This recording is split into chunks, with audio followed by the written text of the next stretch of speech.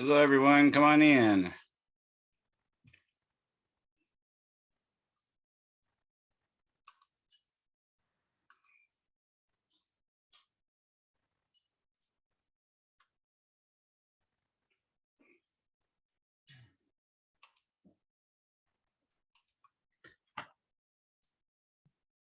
Anybody have any questions before we get started?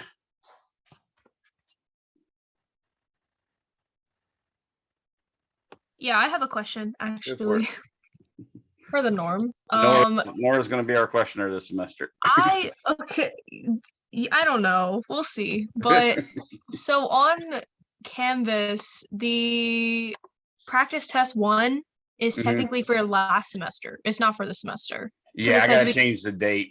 Okay. So when do you think that we should be able to access it? Maybe tonight. Okay. Yeah, it usually doesn't take too long. I thought I fixed it last night, but you telling me that just tells me that I evidently fixed the other class, but not this one. So I appreciate you keeping me on my toes. So yeah, that's a good thing. No problem. I always try to give y'all at least a week with the practice test before we have the real test. So you can, you might want to remind me if you ever see, on our calendar, it says what days the tests are. If you see that a test is coming up in 7 days and the practice test isn't up, feel free to email me, remind me, talk to me in class or whatever. So, and by the way, asking questions is a good thing to do. I was not trying to pick on you and get you not to do such a thing. Anybody else have any questions? Sarah's having a little alcohol before class, it looks like. Not really. She was drinking some drink. It wasn't alcohol. Anybody else have any questions? No? Okay. So last time, the only thing I hadn't really covered in chapter 1 was talking about estimating. And that whole idea of estimating actually came from a guy by the, we sort of, as physicists, wish we were all a guy like Enrico Fermi. So Enrico Fermi was the kind of guy that like he'd just come up to you and meet you for the first time and ask you, why does olive oil smoke before you get anywhere near to its boiling temperature? And you're like, I don't know. He said, oh yeah, it's just because there's water in the olive oil. Or he'll come in and say, hey, how many piano tuners do you think there are here in San Francisco? Just weird stuff like that. And he was an expert at actually making those types of calculations, what we call back of the envelope calculations. He's a really brilliant man. I have one of his biographies. It's called The Last Man Who Knew Everything. And that gives you an idea of how smart he was. He'd probably be the ultimate Jeopardy champion. And he's probably the one person that's most responsible for, in some sense, us winning World War II. Specifically, he was the big brains behind the Manhattan Project. J. Robert Oppenheimer was brilliant and he managed everything really well. But the guy that was feeding the science, well, there's a couple of them. Einstein wrote E = mc squared. That let us understand how the nucleus could give us energy. But it also allowed us to understand, how we could make bombs. It also allowed us to understand how the sun works, all sorts of cool stuff like that. And the fact that the Germans at the time were actually the experts at dealing with nuclear physics at the time. Leo Szilard got with Albert Einstein and a couple other people, and they told the president that a weapon of huge mass destruction would be available and be able to be made. It's just an engineering feat, not a physics feat, and that we need to beat them to the punch. The person that was doing the brain heavy work from behind the scenes was Enrico Fermi, and Enrico Fermi basically was the leader of that time by pretty good margin. He was like in his mid to late 20s, running a very prestigious university in Italy, and luckily he won a Nobel Prize. So he wasn't necessarily going to go to the Nobel Prize committee, but Mussolini, wanting to show how wonderful his system of basically authoritarian dictatorship was great, he wanted him to go take his Nobel Prize. So Enrico Fermi said, well, I will be glad to, but I'm taking my family with me. And he said, no, you're not going to take your family with me. He said, then I'm not going to accept the prize. So Mussolini caved and decided to let him take his family with him. And of course, as soon as he got to Sweden, he defected, left, and ended up coming to the United States. And that's why we have Fermi Lab just outside of Chicago in Illinois. Basically, he went there. And in fact, in the University of Chicago, which is one of the greatest technical education centers in the whole world, not just the United States, but the whole world, that's where he was. And in fact, he built the first sustainable nuclear reaction. I think it was under their football field, which, Cornell's not, the University of Chicago is not known for a really good football team, but anyways, he made the first sustained nuclear reaction, and therefore was able to design a nuclear power plant. And he kept doing his nuclear research and just was, going through one by one all the possible experiments you could run on nuclear physics, and then coming back and meeting with Robert Oppenheimer and Hans Bethe and various other people, Niels Bohr, on figuring out how the nuclear weapon was going to be made.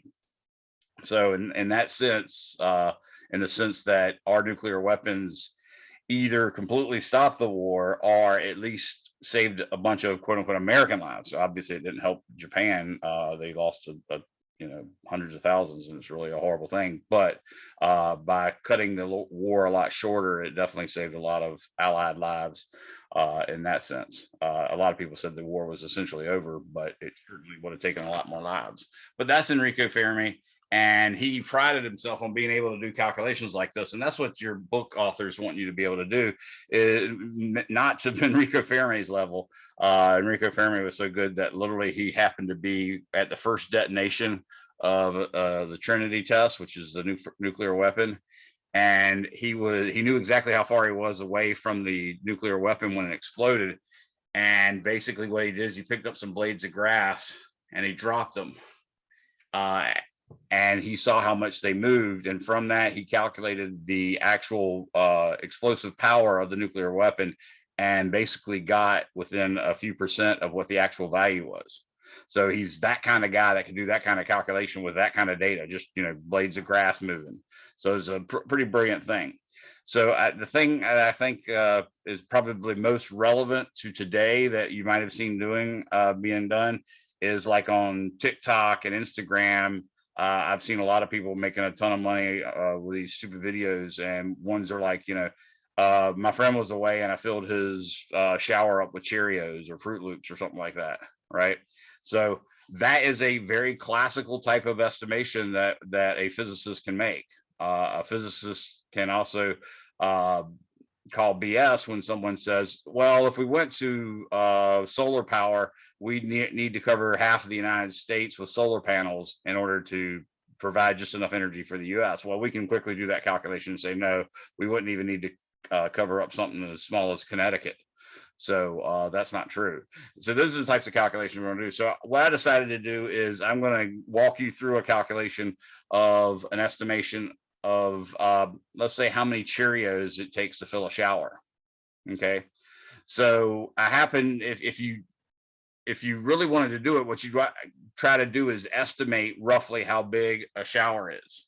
Okay, a shower stall, as you probably know, you've probably seen shower stalls before, like you have in your house.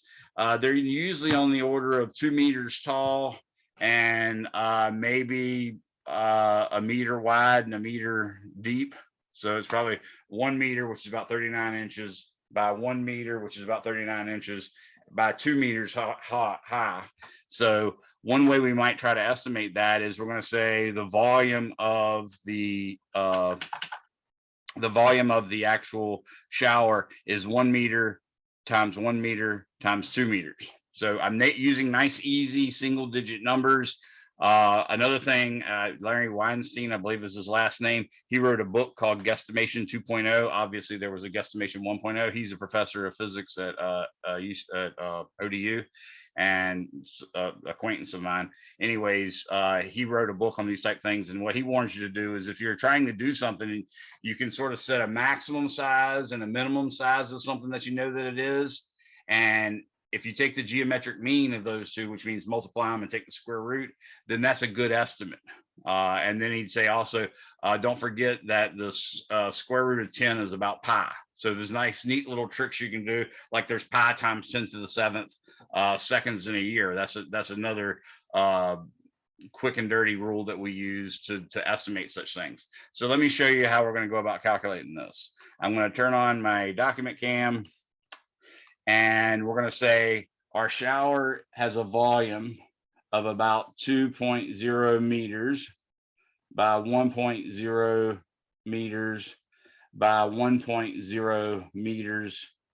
So, and actually, I'm going to be dealing with Cheerios as if they're the size of a centimeter. So it's probably better to say 200 centimeters by 100 centimeters by 100 centimeters instead of 2 times 1 times 1, even though, of course, obviously 2 times 1 times 1 is much prettier math. From this, you can see it's about 2 billion cubic centimeters. Or excuse me, 1, 2, 3, 4, 5, 2 million. So let's say 2 times 10 to the 6 cubic centimeters. Okay, there's our scientific notation being used there. So that's the volume of it. Now what I want to know is, well, how many Cheerios will fit in there? Well, I'm going to guess, you know, your Cheerio actually looks like a, essentially like a donut, something like that. And I would guess that the Cheerio is on the order of probably 1.5 centimeters. Okay. That being said, let's assume, in fact, instead of it being treated as if it's a circle, because there's going to be a lot of wasted space inside a box of Cheerios, and also inside of a shower filled with Cheerios, I'm going to say it's 1.5, and that's supposed to be a centimeter there, not a meter, obviously. I'm going to say there's 1.5 centimeters wide, 1.5 centimeters deep, and I'm going to say it's probably on the order of 0.5 centimeters tall. Okay, so I'll say the volume of a Cheerio is about 1.5 centimeters times 1.5 centimeters times 0.5 centimeters. So that's 3/2 times 3/2. That'd be 9/4 times 1/2. That would be 9/8. So that's about 1.11. So we'll call that 1.1 cubic centimeters. Okay. Just, you know, rough estimate. Do those sizes seem reasonable to you guys? Yeah. So yeah, if we want to know how many Cheerios fit in that shower, now all we got to do is divide the volume of the shower by the volume of the Cheerio. So the number of Cheerios, which isn't that helpful to figure, by the way. Nobody's going to take the time to to count Cheerios, this many Cheerios especially, right? So the number of Cheerios will be the volume of the shower divided by the volume of the Cheerio. Okay. So if I do that math real quick, it's 2 million divided by 1.1. I might as well just call that 2 million divided by 1. So I'm going to say it's roughly 2 times 10 to the 6 million Cheerios. Or excuse me, 2 million Cheerios, or 2 times 10 to the 6 Cheerios. Okay. Now that's helpful, right? Now the problem is, it's helpful, but only if you're willing to calculate, if you're willing to count that many Cheerios. What you really need to do is know how many boxes of Cheerios you need. So if you want to know how many boxes of Cheerios you need, you might say, okay, well, I know I've seen a box of Cheerios that's 9 ounces before, or something like 8.9 ounces or something like that. So I'm going to say, and that's fluid ounces, by the way. Actually, let me double check. I think they're referring to fluid ounces when they say that. Actually, let me see if I can find. I'm going to do a search real quick, and I might share the window with you. I'm not sure yet.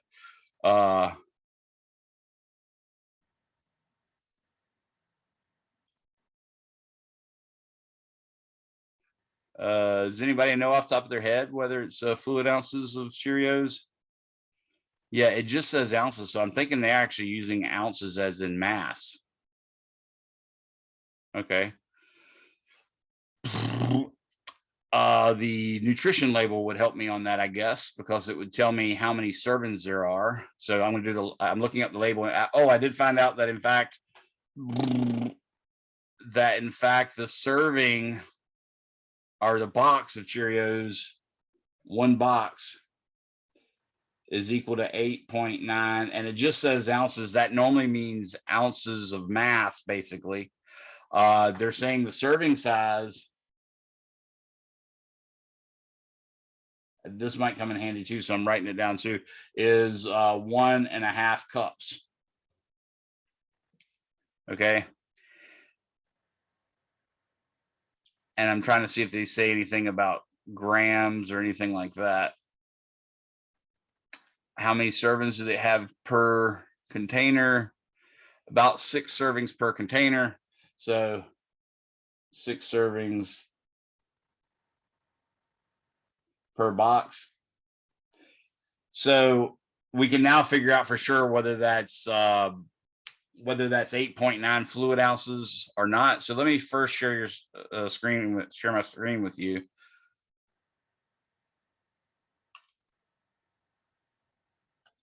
Okay, so this is the screen I'm looking at, and you can see the Cheerios I was talking about was 8.9 ounces that it says right there.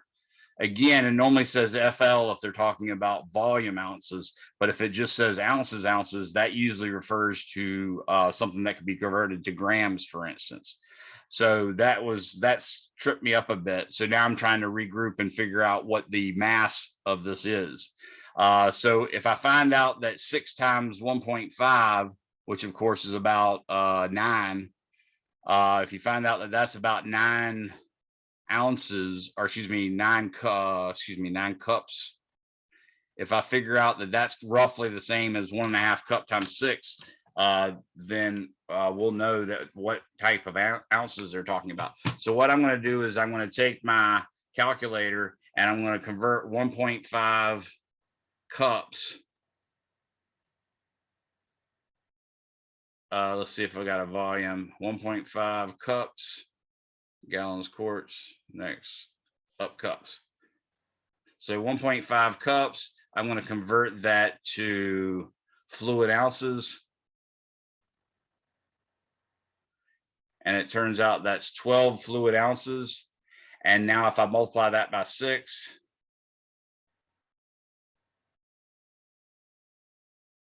that's 72 fluid ounces. So 1.5 cups is equal to 12 ounces. And then of course, 6 times 12 ounces, and this is fluid ounces. Let me not write that unneatly. Sorry about this delay. Actually not thinking about it being fluid ounces until just now versus regular ounces. It really threw me for a loop, so I have to regroup a little bit on the fly. So 6 times 12 fluid ounces would give me, in fact, 72, obviously, fluid ounces. So it's clear, since that's so different from 9, we know that the 8.9 is in fact a mass of ounces, not a fluid ounce. So we now know 8.9 ounces. What I need to know really is the density of Cheerios, because if I had the density of Cheerios, that give me the amount of grams per ounce, right?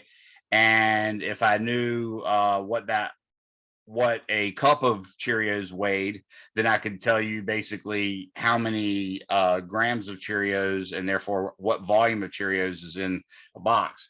What we just figured out was that the volume of the Cheerios in a box is about 72 fluid ounces. So now all I have to do is take that 72 fluid ounces and convert that to cubic centimeters. Okay, because I have basically a number of Cheerios that's equal to fill up the shower, and I can tell from that basically what volume is going to take to fill up the shower, because instead of dividing it by the volume of one Cheerio, I can now divide the volume, the 2 million cubic centimeters, by the volume of a box. Okay, that wasn't the way I was planning on doing it. I was going to do it per Cheerio, but because I forgot the 8.9 might be referring to fluid ounces, might be referring to mass ounces, I've completely screwed everything up. So there's a couple of ways you can do it, obviously.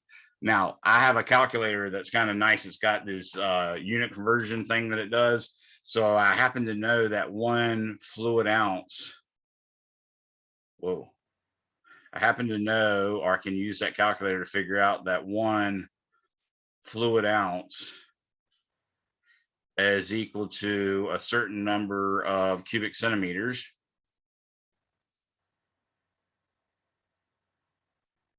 And that is 1 fluid ounce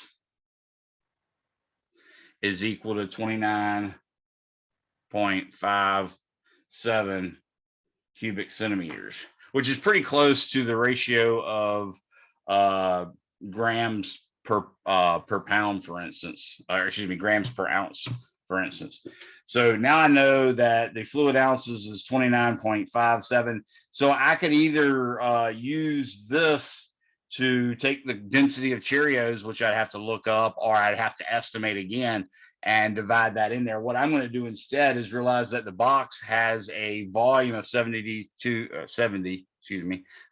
fluid ounces, and I'll just divide the volume of the shower by it. Okay, so I'm going to say now the number of boxes of Cheerios is equal to the volume of the shower divided by the volume of a box of Cheerios. Okay, we already calculated the volume of the shower is 2 times 10 to the 6 cubic centimeters. So now all I have to do is take the 72 fluid ounces and multiply that by 29.57 cubic centimeters per fluid ounce. And remember, the way we do this to keep us from making mistakes is whenever we convert a number, you first want to make it into a fraction with 1 as its denominator, so you don't inadvertently multiply this by the denominator instead. Okay, so that's just a careless mistake that I've learned students make over time. So when I multiply 72 times 29.57, I get 2,129 cubic centimeters. Okay, so now all I have to do is divide the 2 million by 2,129 cubic centimeters. I might as well just call that 2,000. If I divide 2 million by 2,000, I get roughly 1,000 boxes. So that's it. That's close enough. So if you actually really wanted to take a shower that was 2 meters tall, about 1 meter deep and 1 meter wide, and fill it up with Cheerios, you'd probably need about 1,000 boxes of the 8.9 ounce size. Any questions on that? Sorry about going the other way. What I had planned on doing was taking these Cheerios and then using the mass of the box and the density of Cheerios and converting that to a volume, and then dividing the volume of a box by the number of Cheerios to get the number of Cheerios. Then I would just divide the number of Cheerios by the number of Cheerios per box. So not realizing that ounces was ounces in weight as opposed to ounces in volume made me regroup and do that. But you can still do it the other way if you'd like. Okay, any questions? Got a little off task there because I screwed up without thinking about the size of the box. Another thing that's typical is your book might ask you, or your practice tests, if you see it, might ask you a question like, how many times has your heart beat since you were born? That seems kind of strange, right? That seems like a weird thing. Obviously, they couldn't ask you that in a multiple choice scenario. That would be the type of question where I'd have to see your work and see what estimations you're making and stuff like that. But if you wanted to make it a multiple choice question, you might say the average human lives for 75 years. During their lifetime, how many times is their heartbeat? So with that in mind, you'd say, okay, well, I happen to know a human in really good shape would average about 60 heartbeats per minute, an adult would. I know that most humans aren't in that great of shape, so maybe we'll take it as 70 beats per minute, and then we'll divide 75 years by 70 beats per minute. And then, of course, in order to do so, you'd actually have to convert the minutes to beats per second, and convert the years to seconds, or convert them both to minutes or whatever. And then by doing that division, you could actually estimate roughly how many, or excuse me, that multiplication, you could roughly estimate how many times your heart beats for an 85-year-old. Does that make sense? So again, we're using things like 1 year equals pi times 10 to the 7th seconds. You actually see, if you do the calculation is 360.24 times 24 hours per day, because that's the number of days. 365.24 is the number of days. You multiply that by 24 hours per day, and then you multiply that by 3,600 seconds per hour, and you end up getting roughly, this will come out to like 3.158 or something like that. So it's good to 2 sig figs. All right, so that ends what we talked about in chapter 2. There is another example that I could show you. Actually, I think I will. Let me show you an example of how we can use dimensional analysis to come up with a physical quantity. So there exists a physical quantity called the Planck time constant, TP, and we expect that time constant to be a function of gravitational constant, G, also Planck's constant, H, and also C, the speed of light. And we think that's the only 3 parameters it should belong to, it should depend on. And we know, since it's a time, it has to have units of time or dimensions of time, right?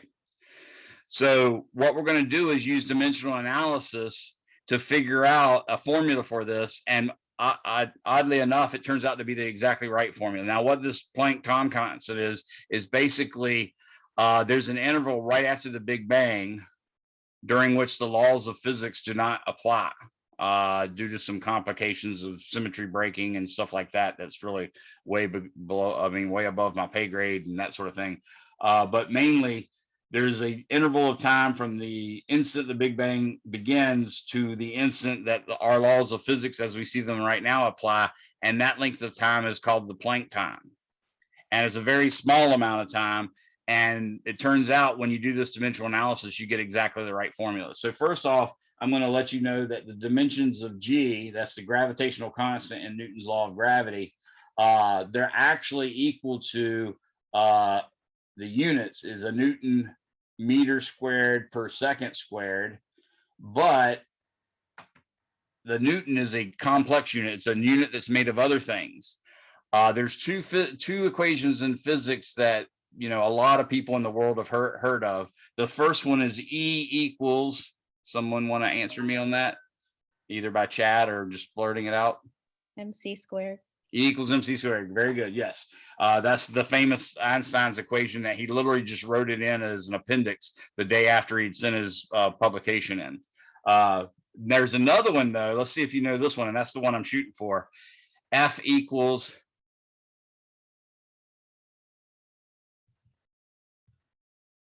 this one's a little less known than E equals MC squared. I've seen it on shoe commercials and various other things.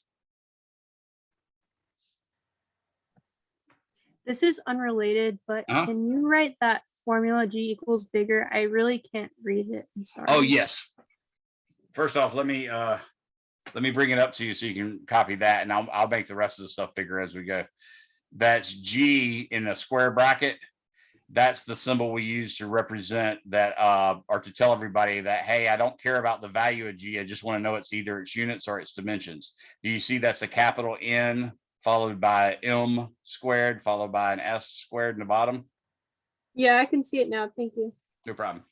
Okay, so nobody seems to have gotten the F equals, but it's F equals ma. That's Newton's second law, is F equals ma. And I actually write it a little differently, but F equals ma is what allows us to define the unit of force, which is what that Newton is. That Newton is a unit of force. It's about a quarter of a pound, so a Newton's a small unit of force, but you can see that it's clearly made up of mass, which has a unit of a kilogram or a dimension of m, times acceleration. And if you think about the one parameter that a car dealership can give you that tells you exactly the acceleration of a vehicle, that's the 0 to 60 time.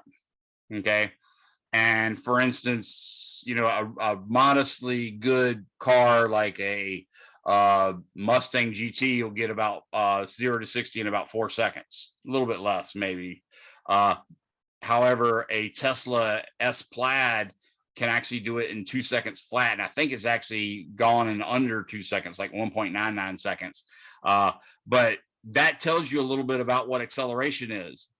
We talked about 0 to 60. 0 is what? When they say 0 to 60, what is the 0 and what is the 60?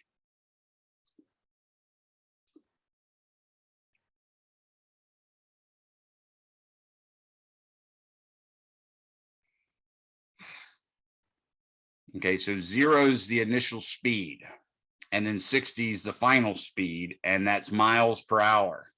So we know that speed looks like miles per hour. So speed should be length per time, right? But then they're saying something else. They're saying 0 to 60 in 4 seconds. So really what they're going to do is they're going to calculate the change in speed and divide it by the time. So you can automatically now see that the acceleration has units of length per time divided by time, which is mathematically equivalent to length over time squared. So that tells us that the Newton, which is kilograms times the unit of acceleration, the Newton is the meter, or excuse me, is the mass dimension times the length per t squared, and then I have a L squared for the m squared, and I have a this was a second squared, excuse me. I was right. I said the word Newton, so I put the second squared in there. It's actually kilograms squared for this one. Sorry about that. So that's actually Newton meters per kilogram squared is the units for G. So make sure y'all correct that, especially the young lady said she couldn't see it because it was too small. I held it up for her with the wrong answer. So here's the right answer: Newton meter squared per kilogram squared. Okay. Okay, thank you. No problem. Sorry about that. Now, that part right there is just the Newton. And then we had the L squared over m squared, which was there as well. So you can ultimately see that I'm going to have 2 of these m's and only one up top. So only one's going to survive in the bottom. And I have L cubed on top. And I have m t squared on the bottom.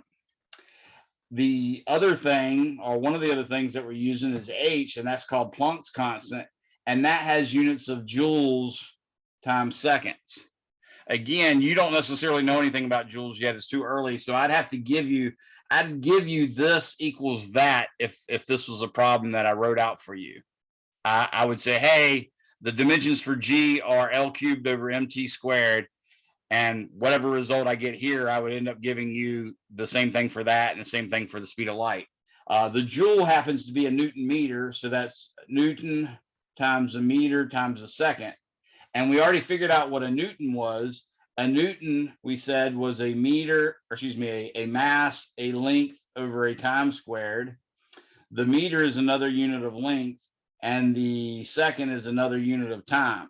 So I can put those over 1, and you see that I get 1 t is going to cancel out in the bottom with the t in the top. So I'm only going to have a single t in the bottom. This is a 1, by the way.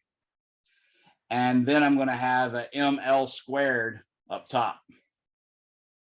So that's the unit, or that's the dimensions of Planck's constant. And then probably the speed of light is the easy one for you. The speed of light is just a speed, so that's length per time. Okay, so at least in this first chapter, I would definitely have to give you all these things. By the time we get to the chapter on gravity, I would only have to give you this one, the H. Okay, so what we're going to do now is we're going to say my T formula, my formula for TP is going to equal G raised to some n power times H raised to some m power times C raised to some, let's say, p power. Okay, so what I'm doing is there might actually be multiple terms, but each term has to have exactly the same units, and each term would have to have the exact same units and dimensions as the time itself does. So I'm taking the 3 and just imagining multiplying them by each other to any arbitrary powers. And now I'm going to use that to try to decide what the values of n, m, and p are. So to do that, now I'm going to rewrite this in dimensional form. And t has units of time, or has dimensions of time. So that's t to the 1 power. Notice there is no m over here and there is no l over here. So I'm going to write m to the 0, l to the 0. And that's the left-hand side. So that's the equivalent of t sub p. Now g, remember, was L cubed over mt squared. And I'm saying I'm raising that to the n power. H, we determined, was ml squared over t. And I'm raising that to the m power. Make sure everybody can see this too here. And the speed of light has L over t. So that's raised to the p power.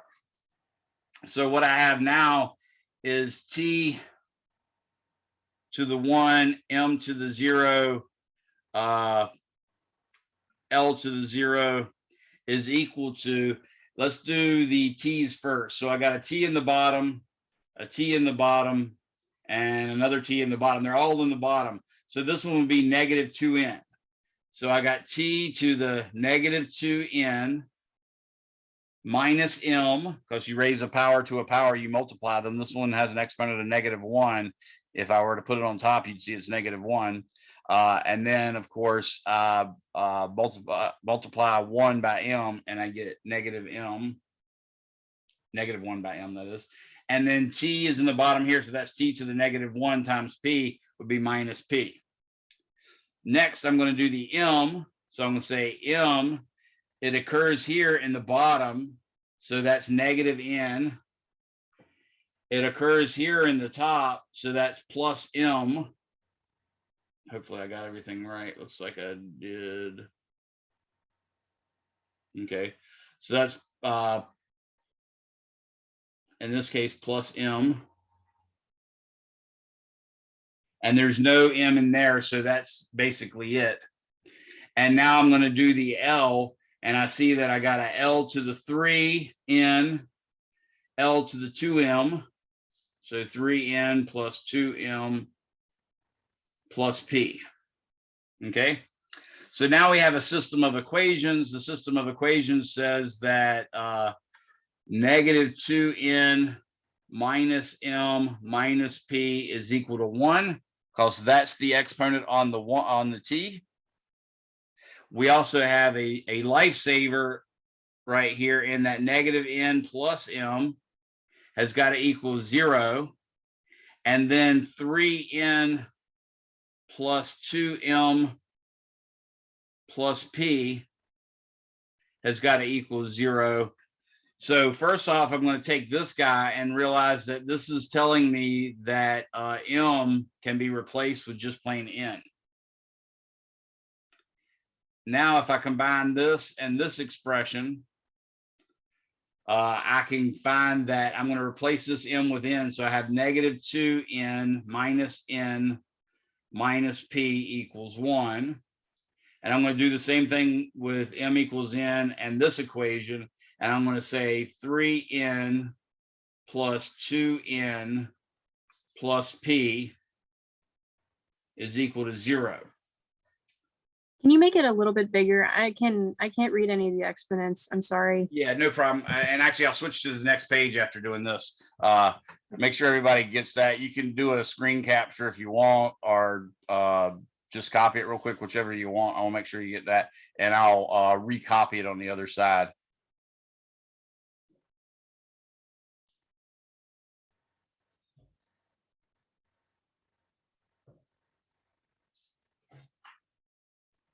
Okay.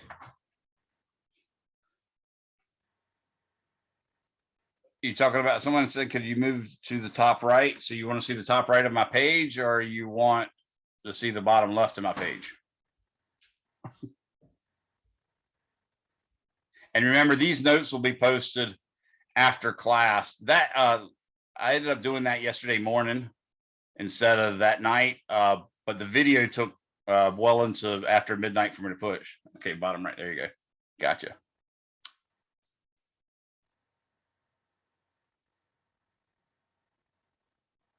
Okay. Now I'm going to check I want to double check and make sure I didn't do anything wrong on my G. I know it's Newton meter squared per kilogram squared, so that's right. I know a Newton is a kilogram meter per second squared, so that's right.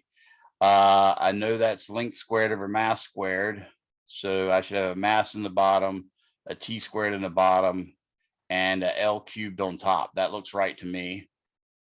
The H is a joule per, or joule times a second, and the joule is a Newton meter. A Newton is a meter, a kilogram meter per second squared, so the ml over T squared is right. Then I have a L for the meter and a T for the second. So that T on top should cancel out one of the exponents on the T squared on the bottom. So that should just leave a T to 1 power on the bottom.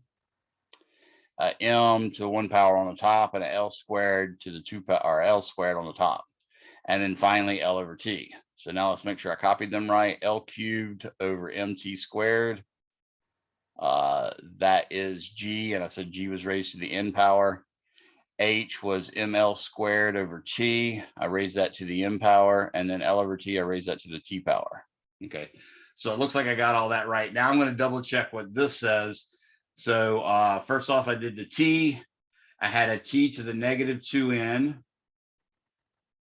a T to the negative M, and a T to the negative P. So negative 2m negative M minus P. That makes me happy. Now I M over here, I've got a M to the negative N, and I got a M to the positive M. So negative N plus M, that works for me. And then finally, I have an L, that's L to the 3N plus 2M plus P. 3N plus 2N plus P. So that all looks right to me, even though I was feeling like something's going wrong. So with this one, I can now say, I promised you I'd copy it over. Do y'all have these form, this set of equations right here? Everybody have those written down? I'm going to write them down again just in case. So I've got negative 2n minus M minus P is equal to 1. I've got negative 2n, or excuse me, negative N plus M is equal to 0. And I got 3n plus 2m plus P is equal to 0. This allowed me to replace all my M's with N's. And then I could use this equation and this equation together to get negative 2n minus N minus P is equal to 1. I could substitute it in this equation as well, and I'd get 3n plus 2n plus P is equal to 0. I'll call this equation 1, I'll call this equation 2, and I'll call this equation 3. I'm going to take equation 3 and combine like terms. So now I have 5n plus p is equal to 0. That tells me that, in fact, p would equal negative 5n. I'll call that equation 4. Now I'm going to plug 4 into 1. I'm going to say, notice it's negative 2n minus n, so that's negative 3n, and then minus p, which is negative 5n, is equal to 1. So that gives me 5n minus 3n is 2n is equal to 1. So now I know that n is equal to 1/2. But equation 2 told us that n is equal to m, so that says m is equal to 1/2. Okay. And then we also know that p is equal to negative 5n, right? So that tells us p is equal to negative 5/2. Now, our expression for TP was g to the n, h to the m, and c to the p. So I can now say that TP is equal to, does anybody know what an exponent of 1/2 means?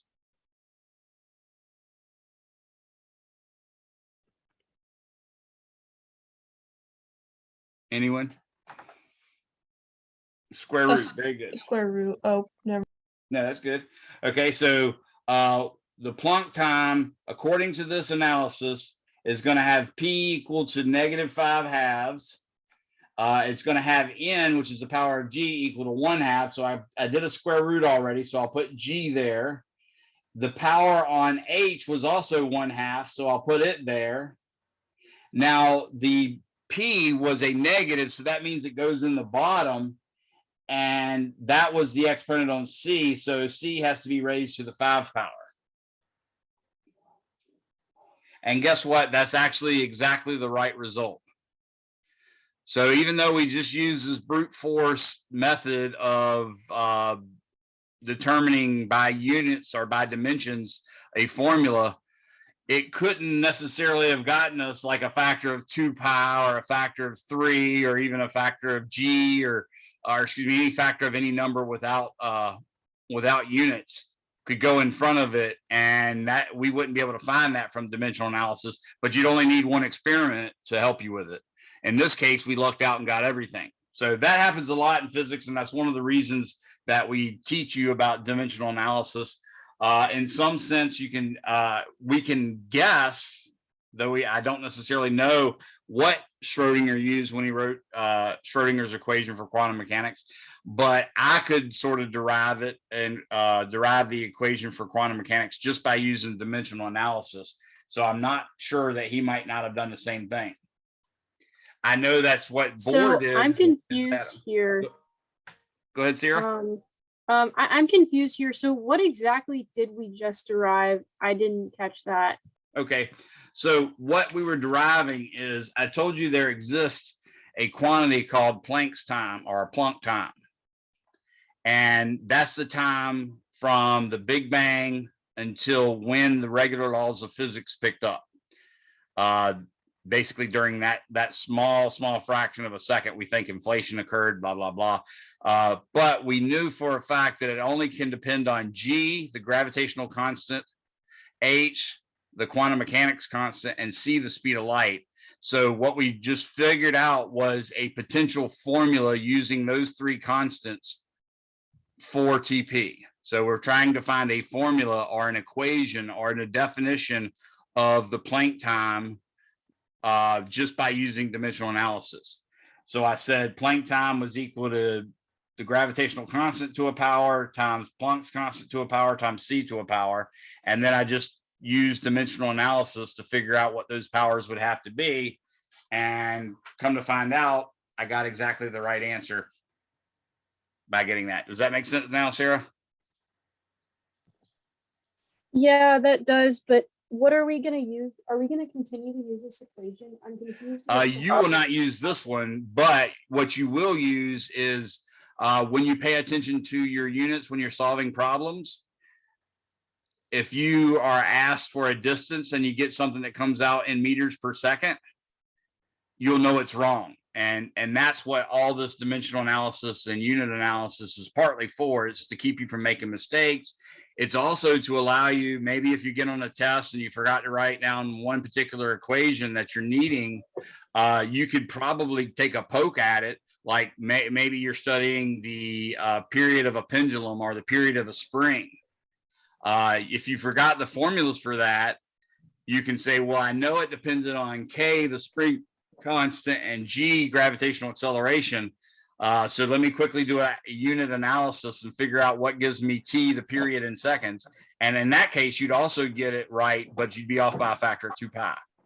So that's what this is about, is using your knowledge of units and dimensions to make sure you can postulate examples of formulas that could work, and you can verify that the formulas you have work.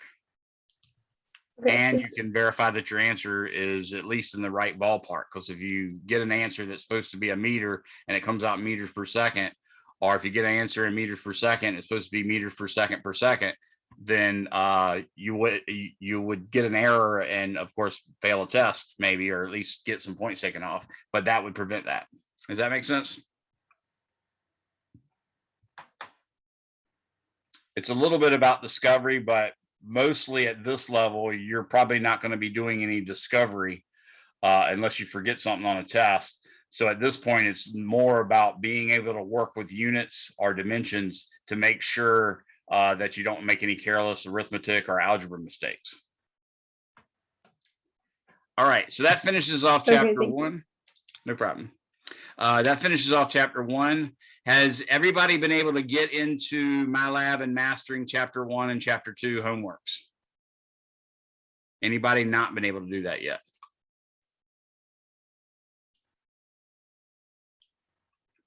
Okay, I didn't see anybody. Oh.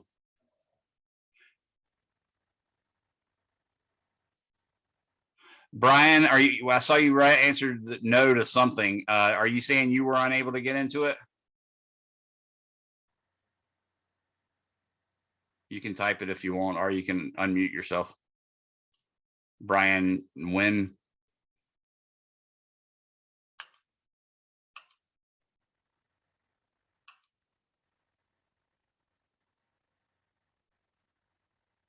Okay, yeah, that's not a problem. I just want to tell you guys, I was worried about somebody doing that. Somebody had some problems in my day class. That's why I was asking you guys. What I'm going to do is I'm going to push chapter 1 and chapter 2 homeworks to, instead of being due the 29th, I'm going to make them be due the 31st. Okay, just to give you 2 extra days. Now, here's the deal. What you need to do, let me share my screen with you real quick to remind you what you need to do. So I'm sharing the screen, and now I'm going to switch to this window. Is everybody looking at my Zoom window now? Yes. Okay, cool. All right, I'm going to go to modules.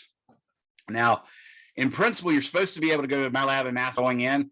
I've had less success for going in. You can pinch off this if you want to, like I just did, or like I just tried. Week 1 module. Nope, that's all. What I want you to do, and make sure you do it like tonight, okay?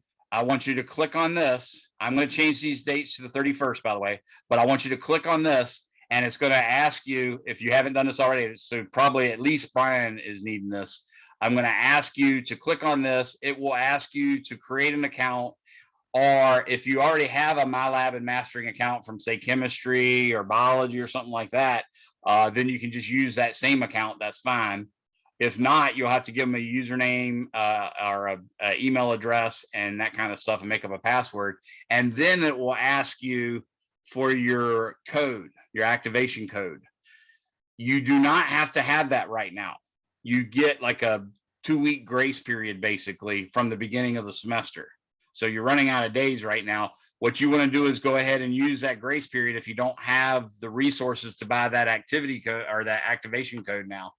Or the smarter thing would be go ahead while you're there and buy the activation code there, because it's going to be cheaper if you get it here than anywhere else, because you're getting it straight from the people as opposed to various stores that might actually mark it up.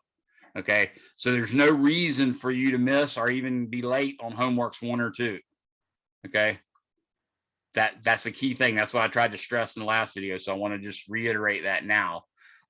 So you've got to do this. These are going to be due. I'm now changing it to the 31st, so you got 7 more days. Yeah, almost 7 days to get these done. These 2 I may do the following week, but I put them here because you really should do those before that. But the main thing is get those done. If not, you're going to lose points for it being late. I'm not going to extend any deadlines or anything on that. Okay. All right, so I'm going to stop sharing now. Now, we're going to go into chapter 2. So chapter 2 is the beginning of our study of what we call mechanics. So mechanics is the study of motion, and it's pretty much what Newton gave us. But Newton said, if I have seen further than others, it's only because I stood on the shoulders of giants. And that is such a sweet thing for Newton to say, especially if you know Newton's reputation. Newton's a wonderfully nice, pleasant guy to be around. No, I'm lying completely. He was a pain in the butt. Okay. But for instance, he had like a little diary, like all scientists of that era did, or just about all of them did, and he would write it in code. So he'd write it in some made up language that he made up, and once you eventually find the primer for it, sort of like the movie Contact, then you can break the code and figure out what is actually he is saying. And everybody finally was so excited because we'd figured out the primer for Newton's personal book. And we opened it up, and like for the first several hundred entries, it was stuff like, forgive me, Lord, for I took the Lord's name in vain today, or forgive me, Lord, for I worked on the Sabbath, or forgive me, Lord, for I had to work 2 Sundays in a row, stuff like that. And then all of a sudden you run into one and says, forgive me, Lord, for today I wish the death of 10 people. so he was kind of a weird bug, but anyways, he died in his 80s and was proudly telling people that he died a virgin. He worked 16-17-hour days. He experimented with all sorts of crap. There's a picture he drew in one of his notebooks, and it looks like a circle with a puncture hole and lightning shooting out from it. Come to find out, that's a picture of what he saw when he pulled his eyelid out like this and jabbed it with a knitting needle and pried on it, because he was trying to figure out what the shape of the eyeball had to do with the optics of the eyeball.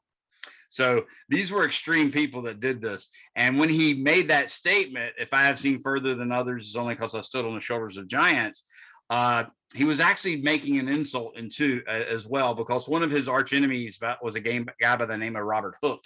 And Robert Hooke, we'll learn about later with Hooke's law, which tells us, we use it for springs, but it actually applies to everything. So Hooke was a scientist contemporary of his. And in fact, Hooke was the president of the Royal Society just before Newton was. And he gave that speech in and before the Royal Society, where Robert Hooke, who had a short man complex, he was like 4'8". He's more or less the same height as Little Ozzy, who's on in concert tomorrow night.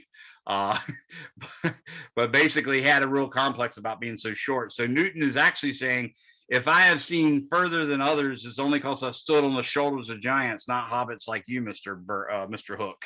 So it's kind of an interesting thing. Robert Hooke was an interesting and good scientist too. He had some pretty weird things, very typical things for people of the time. Jabbing yourself in the eye with a needle seems really bizarre, but that's exactly what they did. Newton also would stare at the sun for as long as he could stand it, and it gave him such bad migraines that he sometimes had to stay indoors with the blinds pulled for months on end to recover from it.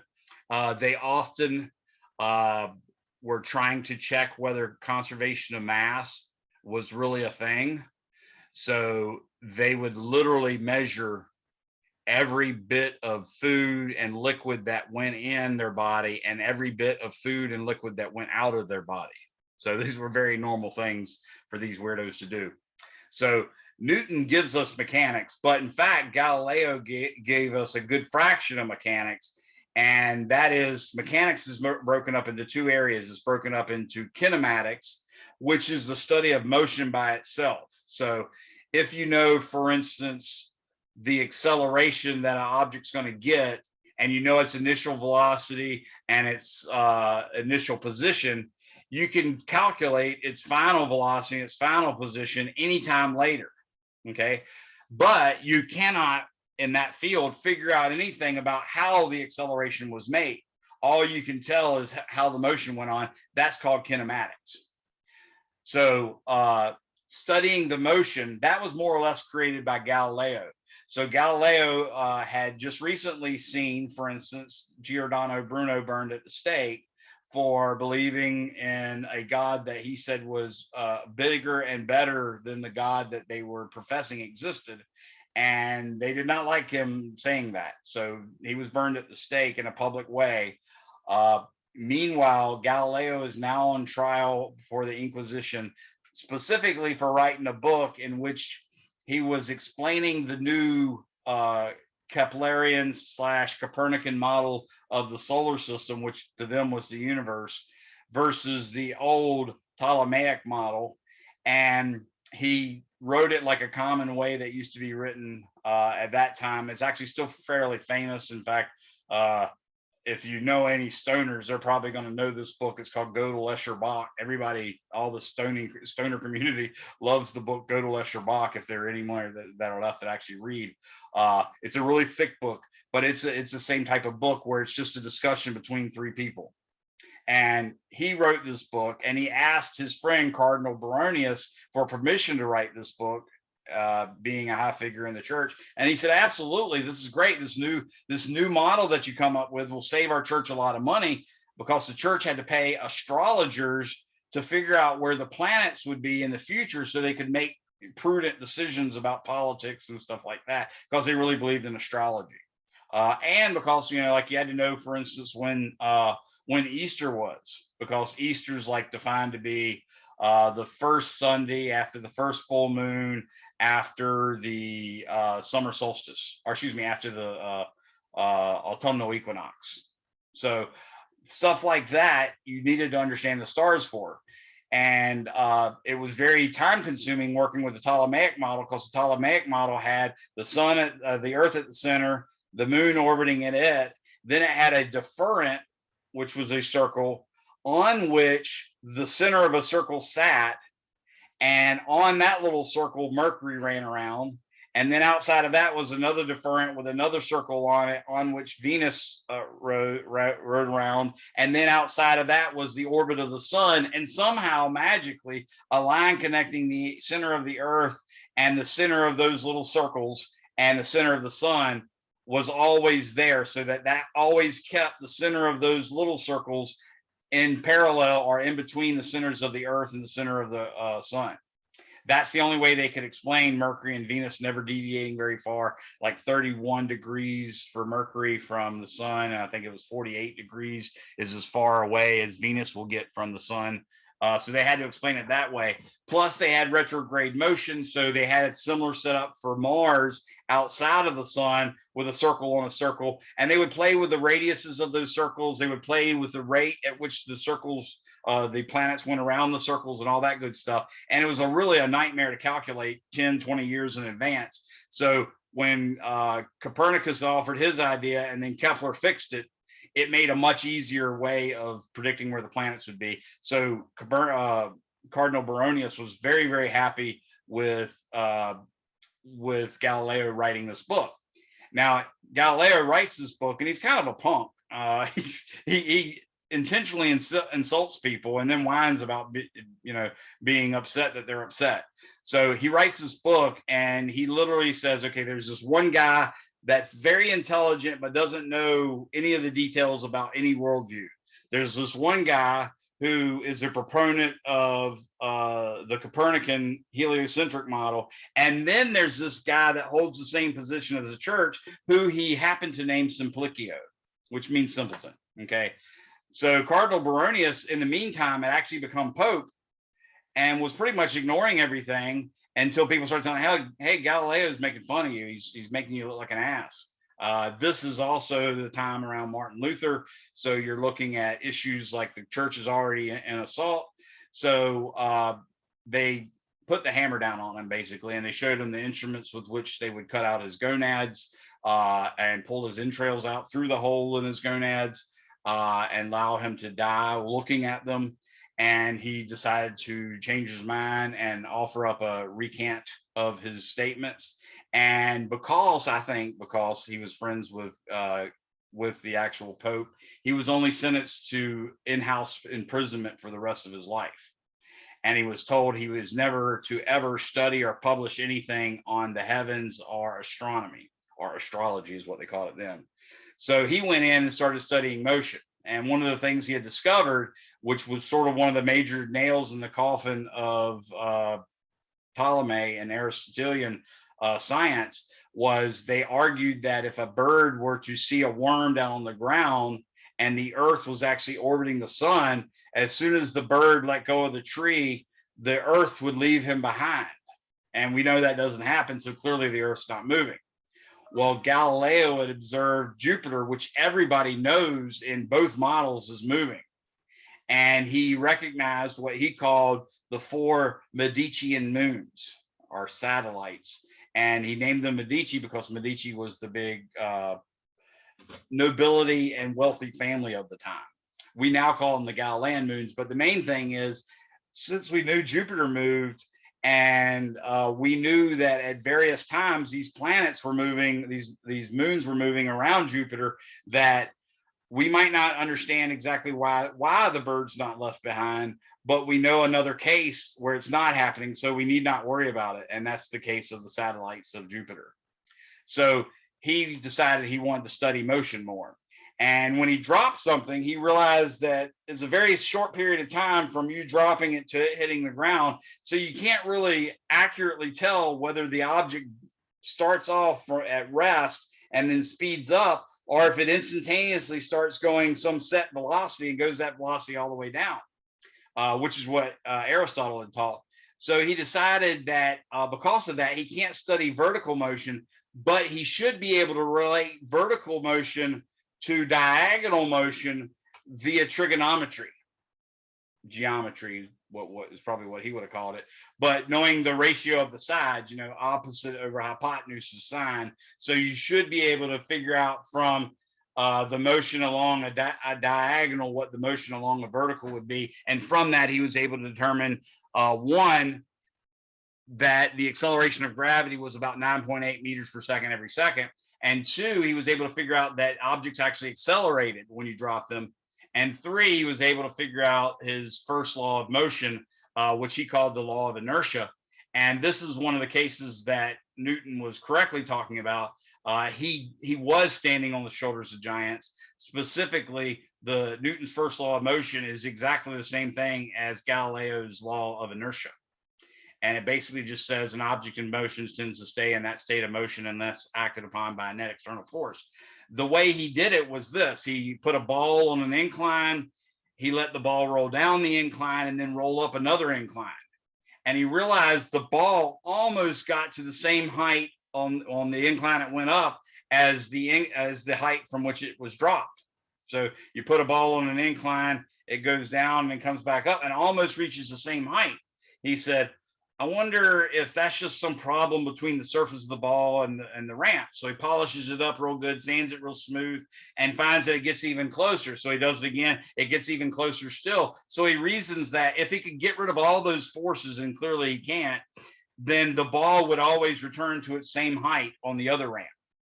Then he said, wait a second, if that's the case, what if that ramp was like really, really gradual? It might go, 10, 20 miles before it gets to that height. But according to what I'm seeing here, that would mean it would go the full 10 or 20 miles. And in fact, if it was to hit a flat surface, it would have to go for infinity therefore he believed that objects would move indefinitely if it wasn't for these pesky little forces, which is a stark contradiction to what Aristotle had been teaching. Aristotle basically taught that there's natural motion and there's forced or violent motion. And the natural motion is when the four elements are trying to get to their natural place. Earth, wind, fire, and water have natural places. And then the fifth element, Mila Jovovich, which is the quintessence, which is heaven, that has another special property that everything out there is perfect. Okay. And clearly everything in the heavens has to be perfect. And clearly perfect is the sphere. So everything in the heavens must be the sphere, and everything in the heavens must never change, because if they changed, they would change from perfect to imperfect, or they change from imperfect to perfect. In both cases, there was an instance where the heavens were imperfect, so you can't have that at all. So that was sort of the weird stuff that was going on.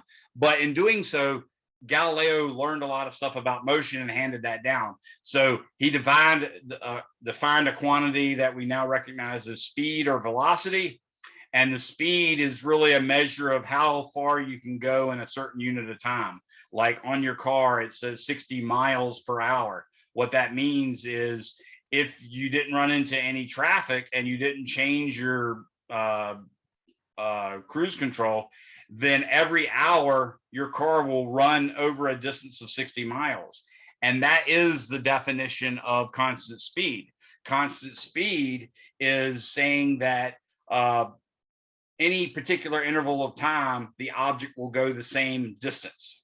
Okay, so if you take a tenth of a second and it goes 4 meters, then every tenth of a second it's going to go 4 meters. That's the definition of constant speed. And if you include in that the direction, then that's the definition of constant velocity. Okay, velocity starting with a V, just like the word vector, and speed starting with a letter S, just like the word scalar. And you can also remember that a vector has direction and magnitude by recalling Despicable Me. And anybody remember the name of the bad guy in Despicable Me? Vector. Oh, I think Groot. Groot was sort of the good guy that was initially the bad guy. do you remember Vector? Yeah. Because I do evil with direction and magnitude, right? So Vector was the bad guy that stole, the bolt cut. Yeah, that's him. So he actually gave an accurate definition of the vector. A vector is a quantity with magnitude and direction. And that is more or less the definition of a vector. So the only way speed differs from velocity by more than just having a direction associated with it is when you do the average. So when you do the average speed, it's just the total distance you traveled divided by the total time. That shouldn't be a formula you need to be told, because if you drive a car, the formula is looking right at you. When it says miles per hour, that means miles, which is a unit of distance, divided by, that's what per means, hours, which is a unit of time. So speed is distance divided by time, right? When you do the average velocity, that's a vector quantity. What you do is you represent the position of the object with a vector. You can put the origin anywhere you want in space, and then you draw an arrow from that origin to the object, and that's called the position vector. And if you take the final position vector minus the initial position vector and then divide that by the time taken, that will be the average velocity. Okay, so you can see that could be potentially a lot different. I was telling my students today, imagine, moron little T-ball kids. I know this is not a good day to pick on kids, but I'm trying to keep it light and I don't want to think about what happened. So we're going to say, imagine these little goofy kids in T-ball. If you've ever seen them, they're like, they all chase the ball, first baseman, second baseman, third baseman, shortstop, outfielders, they're all going after the ball, which is right behind first base, right?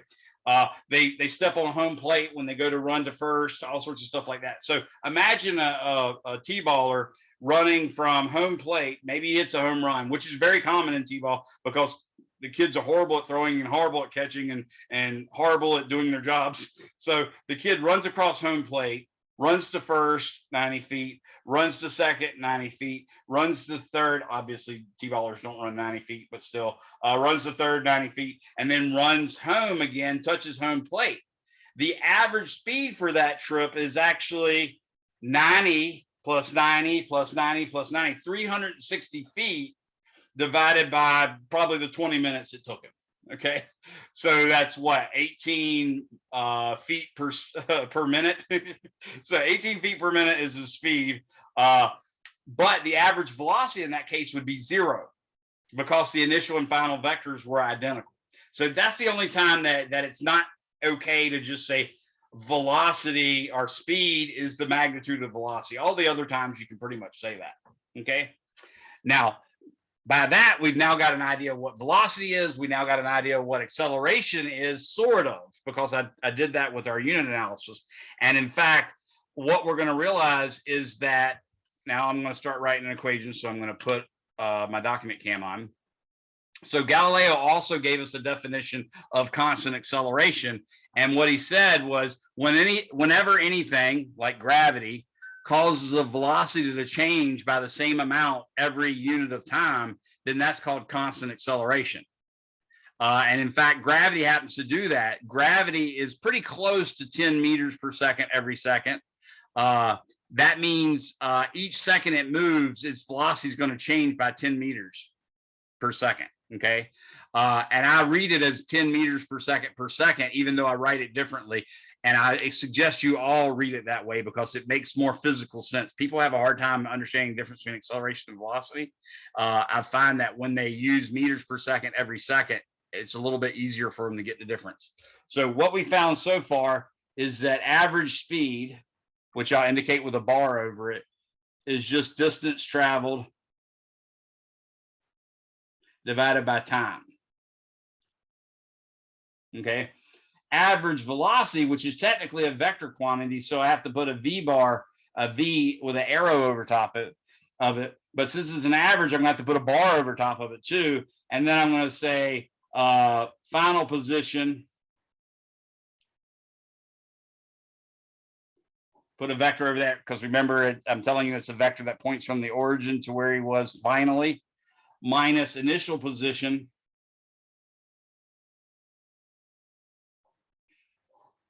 over, you could really put a delta t or time here. Either one would be fine. Okay. Now that's what average velocity is. And you can see, at least in 2 dimensions, it would give you some direction. But in 1 dimension, which is what we're doing here in chapter 2, it's just going to give you a sign. So if you draw your coordinate system having the positive x-axis pointing to the right, and the initial position, say, is here, and the final position's here, then final position, which is a vector pointing that way, minus initial position, which is a vector pointing that way, gives you still a vector pointing that way, but it's just a little bit smaller. So that would give you a positive quantity. Now, if the object went from here to here, the final position, which would be a vector this way, minus the initial position, which would be a smaller vector this way, would actually give you a negative quantity, and that indicates the direction. So whenever someone asks you for the magnitude of a vector, that's always a positive quantity. The fact that it came out negative is just telling you what direction it was in that particular dimension. Okay. Now, if we wanted to know instantaneous velocity, I'm going to drop the vector symbol because the rest of this chapter really is not about vectors. They lean a little bit into vectors. Chapter 3, we get more into vectors. I'm just going to say the instantaneous velocity. What you would do, and this is sort of what your speedometer does as well, is you realize, hey, maybe it's like some drivers, if you ever ridden with someone where they don't use their cruise control and they're constantly pushing on the pedal, lifting up the pedal, pushing on the pedal, lifting up the pedal. So they're going, that's a pain in the butt, right? Well, if you wanted to know your instantaneous velocity, what you want to do is try to find a small time interval over which the velocity doesn't change. So what you're going to do is do it for a small amount of time and then do it for another small amount of time. And if the ratio of the change in positions over the time taken are not the same, you want to use a smaller amount of time. And again, if they're still not the same, you use a smaller amount of time. That equates to taking the limit as delta t approaches 0 of delta x, x being the position vector, over delta t. So we see v instantaneous is equal to dx dt. Okay. The acceleration, on the other hand, A, the average acceleration would be V final minus V initial over delta t again.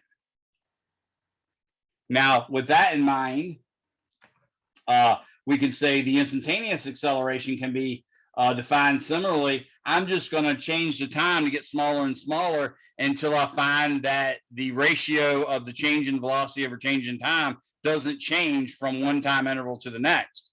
Once I get the interval of time that small, then I can report that as the instantaneous velocity. So again, I'm taking the limit of, as delta t approaches 0, of delta v over delta t. Whoa, over delta t.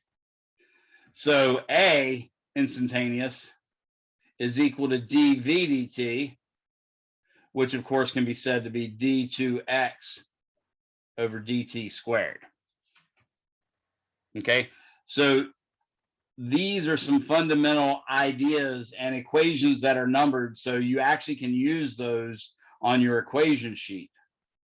Remember, all the equations that are numbered in your textbook you can use, and other than that, ones that I explicitly tell you you can use, even if they're not measured, can be used. Okay, so you got to make sure you highlight the ones I tell you as I tell you. Now, if you take velocity equals, or acceleration equals a constant,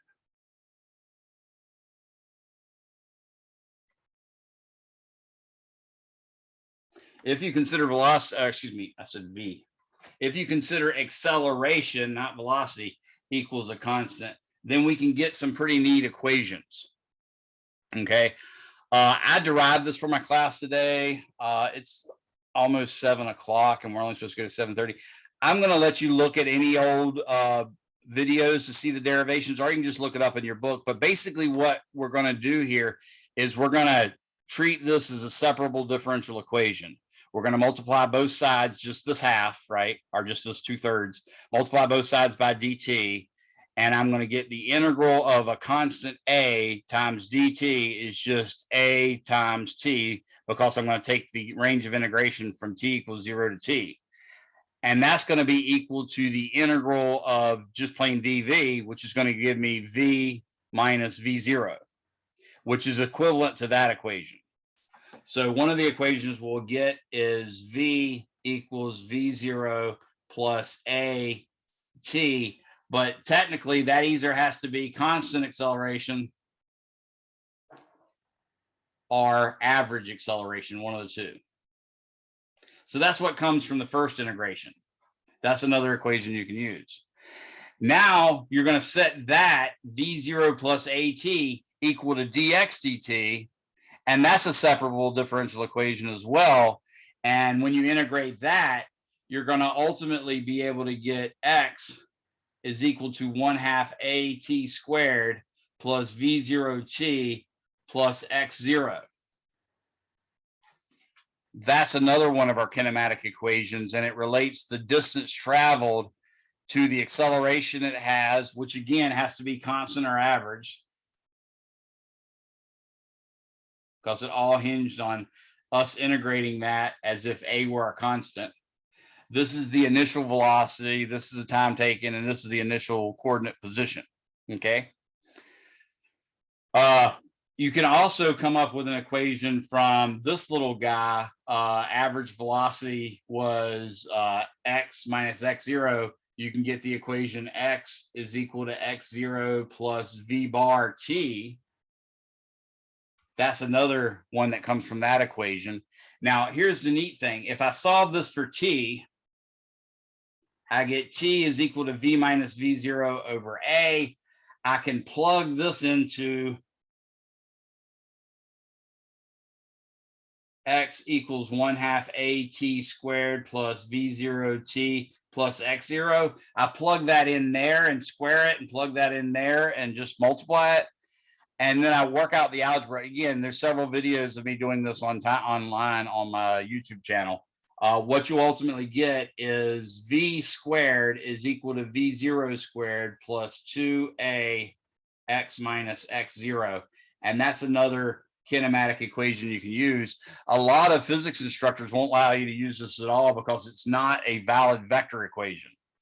You know, there's no such thing as a v vector times v vector. There's a dot product, and this is pretty close to talking about the dot product, but you have to guess at the directions when you're using this equation. So a lot of physics instructors just don't want you using it at all. I don't care, so you're free to use it. There's also another neat ramification of A equals a constant, and this sometimes comes in handy. A equals constant means V is equal to V1 plus, or V initial plus V final over 2.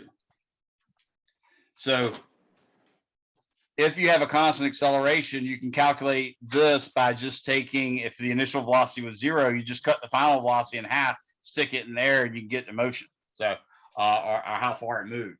So those are your kinematic equations. They're very important, and they're the kind of stuff we need to be able to solve.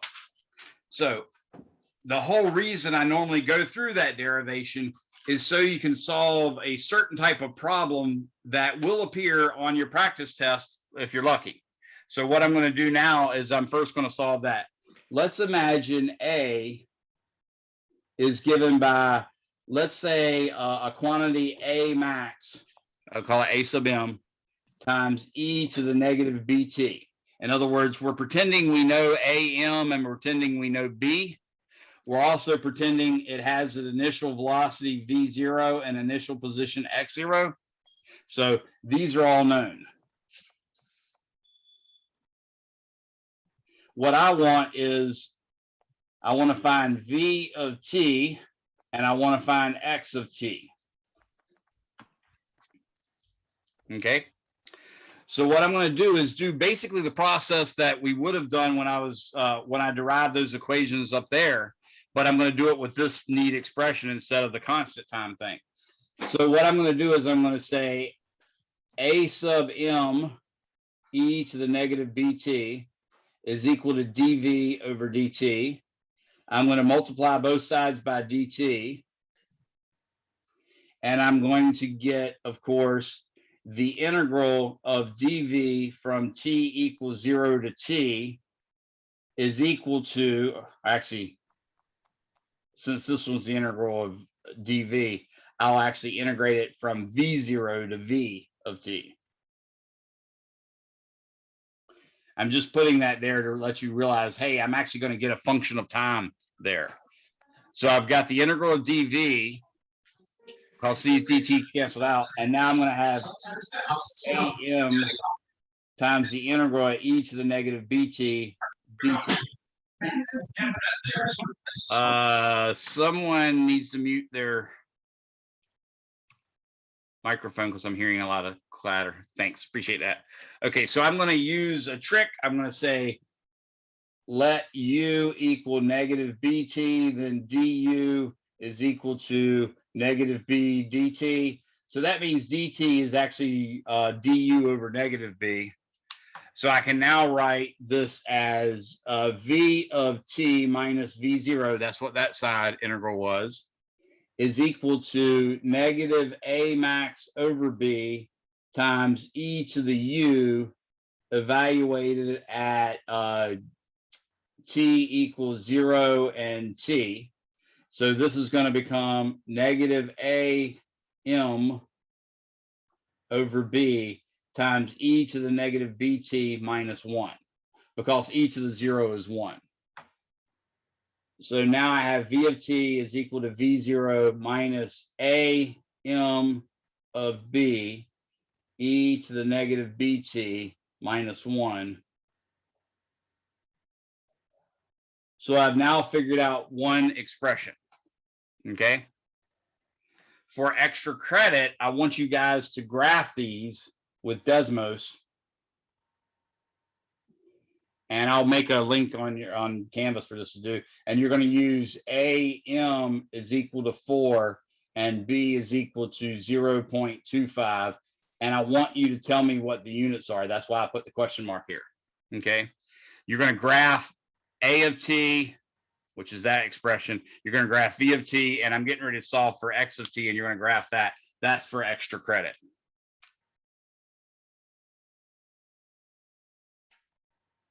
it'll be due Wednesday of next week, or excuse me, yeah, Wednesday of next week.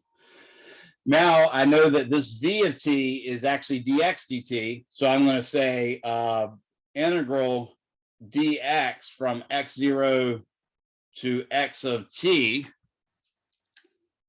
See, I just bypassed the part where I had dx over dt and I multiply both sides by dt. I just skipped that step.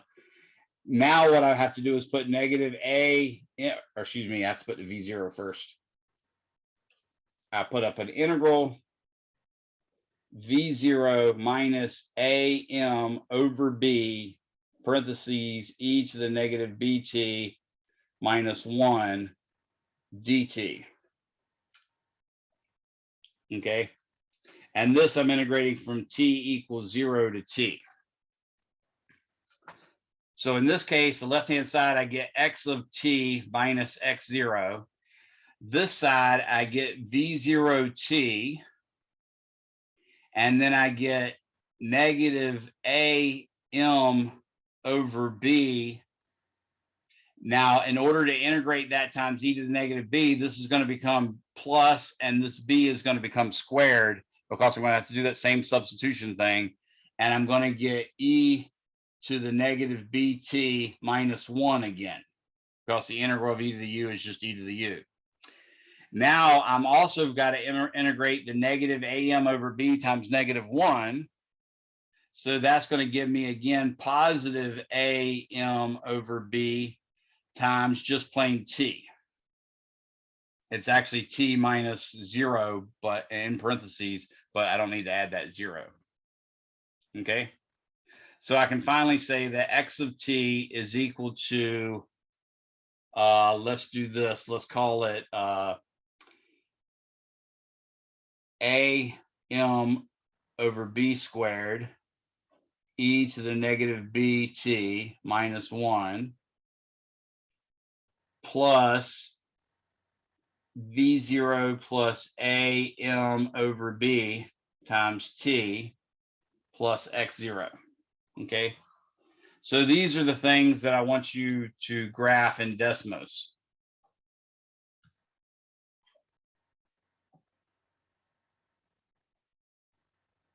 Using those specific values. Okay, but that's just for extra credit. You don't have to do it. You're welcome to do it. The reason why I'm offering it to you for extra credit is so you can see physically what this means. I'm also offering you another extra credit.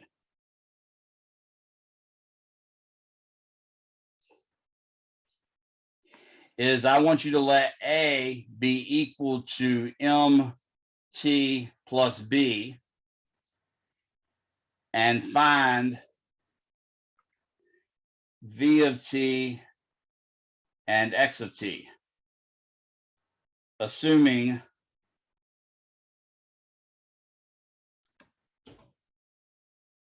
m equals a constant that you know,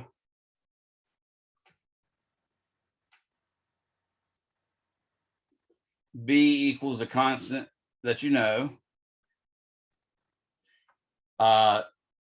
x of 0 is equal to x0, and v of 0 is equal to v0. Okay, so in other words, you're going to go through the same process, only instead of using that complicated exponential decay function, you're going to use a linear function. And I want you to then choose values. And I suggest, by the way, like I did here, v0 equals x0 equals 0. Okay, so choose values for m, b, x0, v0. Tell me what they are.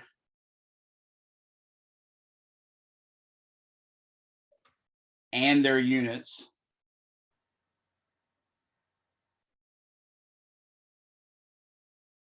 You know, like meters per second or something like that. So, and their units, and graph in Desmos. Okay, So that, and I'll have that written on the actual assignment as well, you know, not quite with such specificity, and you can always go back and watch this. So that's an extra credit, just in case you happen to take the practice test for test 1 and don't get a problem like this.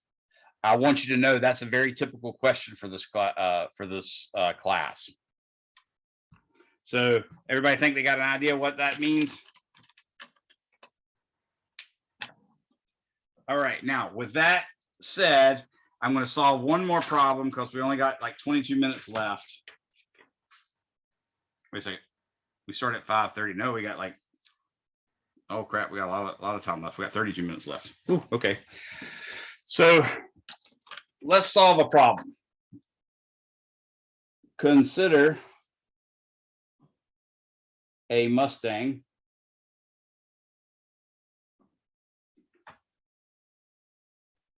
that goes from 0 to 60 miles per hour in 4.00, and I'll say this is 60.00 seconds.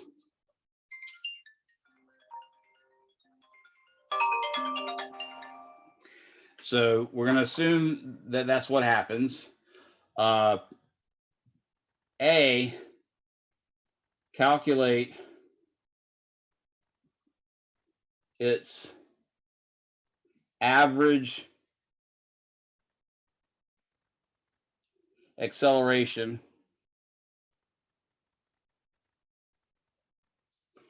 in miles per hour per second. Actually, I don't need a question mark there. Just put a dot. B, calculate A average in meters per second per second. C, assume constant acceleration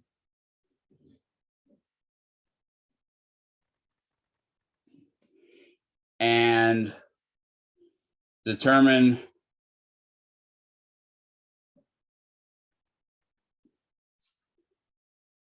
how far it will travel in 4.00 seconds, 5.00 seconds, and 10.0 seconds. D, calculate, using the same assumption, of course, V at 4.00 seconds, V at 5.00 seconds, and V at 10.0 seconds. Okay, so that's our problem. And I've sort of hinted at this before a little bit, but when you first start trying to take your training wheels off in a physics class, a lot of your physics learning involves you taking a word problem like this and converting the numbers they give you and the things that you can infer about what they tell you and converting them to a symbol.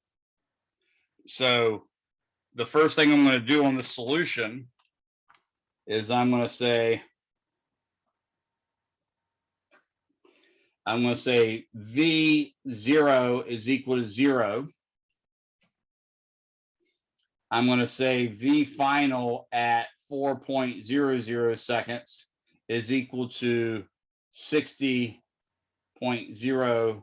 I'm just going to use 3 sig figs, not 4, sorry, mph, which, by the way, we calculated last time. We converted that 60 miles per hour to meters per second, and it turned out to be roughly 26.8 meters per second. So I've got, go ahead and record that too. I'm I had a time equal to 4.00 seconds. I had another one equal to 5.00 seconds, and I had another one equal to 10.0 seconds. And part A, they wanted to know A bar in miles per hour per second, and B, so I'll say equals, B, they wanted to know A average in meters per second per second. So see how I'm writing down a symbol for all the information they gave me, as well as for the things I didn't know. So I put A bar equals question mark. That tells me, hey, that's one of the things I'm supposed to solve for. C, I am asked to find the distance traveled. So I'm saying X of 4.00 seconds equals question mark. X of 5.00 seconds equals question mark. And X of 10.0 seconds equals question mark. D, I'm saying V of 4.00 seconds is equal to question mark. V of 5.00 seconds is equal to question mark. And X of 10.0 seconds, or excuse me, V, not X, stupid head, is equal to question mark. Okay. So a lot of initial problem solving in physics is identifying the numbers that are given and the stuff that's inferred. Like if I said an object started at rest, or if I said I dropped something, both of those are ways to tell you that the initial velocity is equal to 0, right? So your job would be to go through and sift out all that information and give them a symbol, and then look at what they're asking you and find an equation that relates what they're asking you for to the things you know.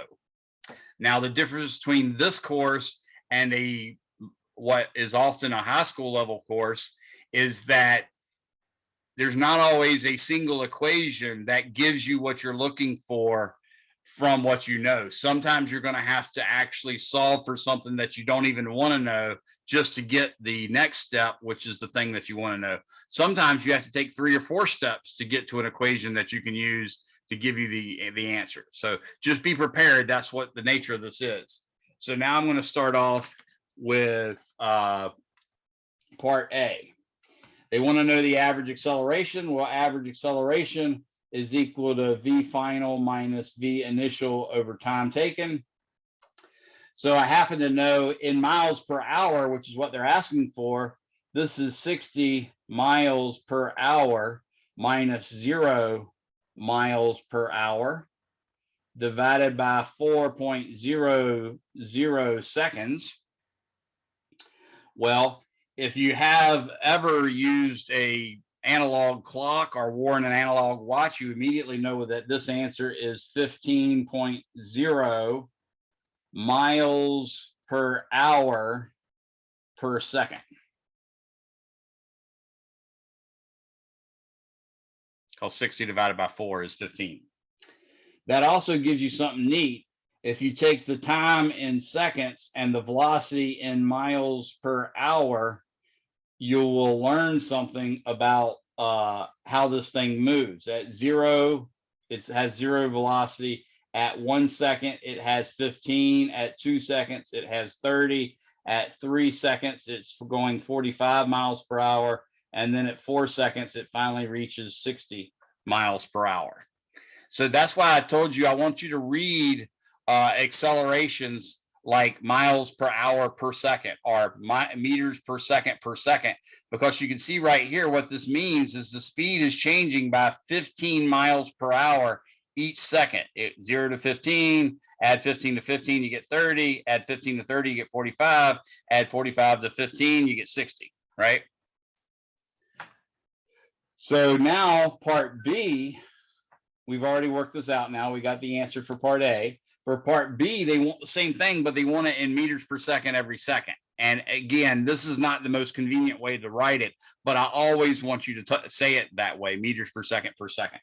So A bar is equal to V final minus V initial over T. Notice I just happen to know, and notice also sometimes I write 0, sometimes I write I. That's I'm a crackhead. I don't know.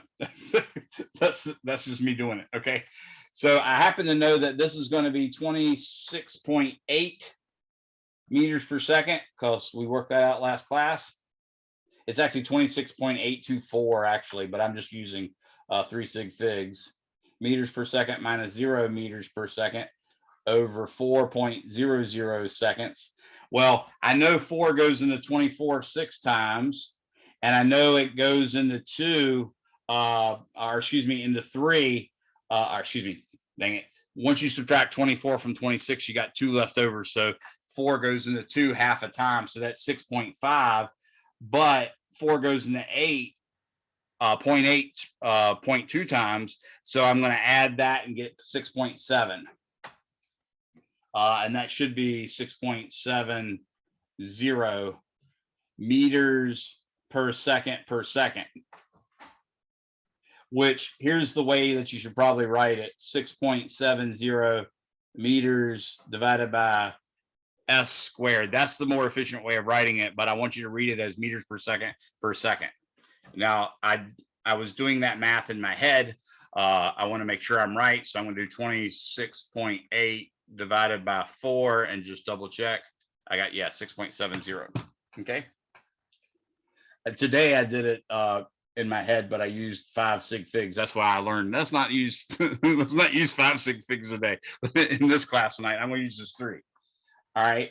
So now I know what the acceleration is in meters per second. And what that means is each second it's traveling, if this acceleration were truly constant, it's going to change its speed by 6.7 meters per second each second. So that's why I say saying it meters per second each second gives you a physical feel for acceleration. Now, part C, what we want is x of 4 seconds. Well, there's a couple equations I'm thinking of. I could use x is equal to x0 plus v bar t, and that would work, but I'd actually have to go through the problem of calculating v bar. That actually isn't as hard as you think, because remember, in a constant acceleration, v bar is just the average of the initial and the final velocity. We know the final velocity is in fact 26.8. and the initial velocity is 0, so the average of those two would be 13.4. So I could just say 13.4 times 4, and that would give me 40, 52, 53.6. Okay, so I could use that. But again, that took an extra calculation. It actually took a couple extra calculations. I had to do v bar is equal to v1 plus v final over 2, and then I had to do that, right? But I also know there's an equation x equals 1/2 at squared plus v0t plus x0, which is not necessarily fun to use, but when the v0 and the x0 are 0, boom, that's really easy. So I'm writing that off to the side. You'll see it in the notes when you download them from my Google Docs. Don't worry too much about them being small. But just for a second, let me show you what I wrote down there.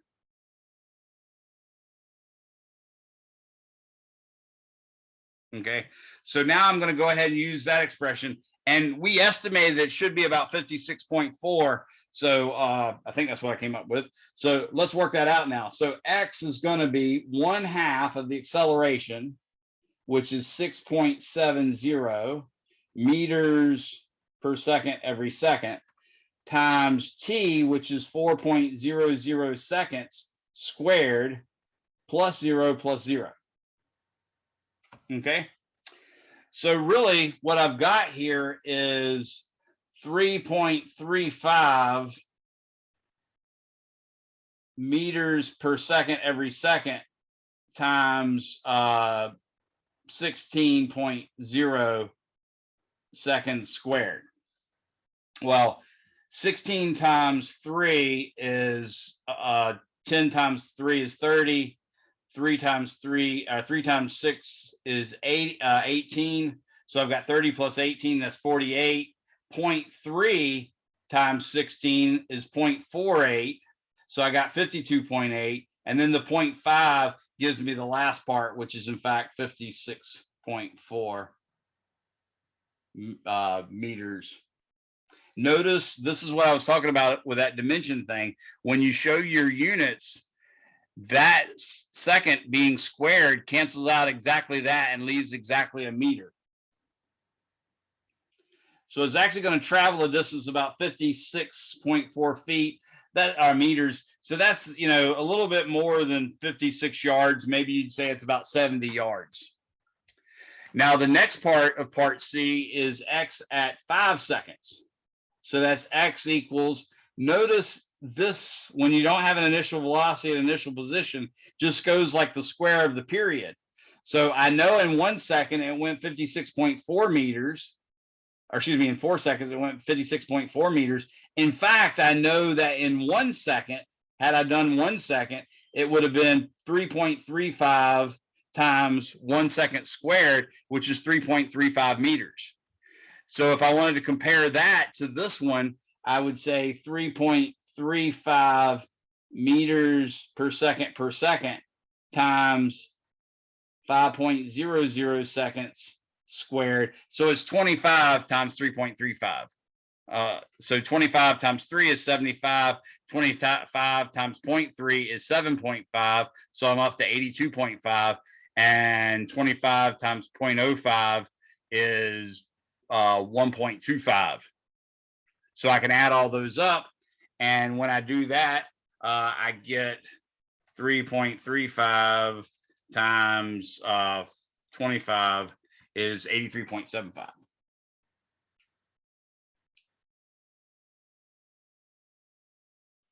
That time I went ahead and calculated it on my calculator to make sure I hadn't made any mistakes. Let's do the same thing with the other one, just because I'm doing my own arithmetic.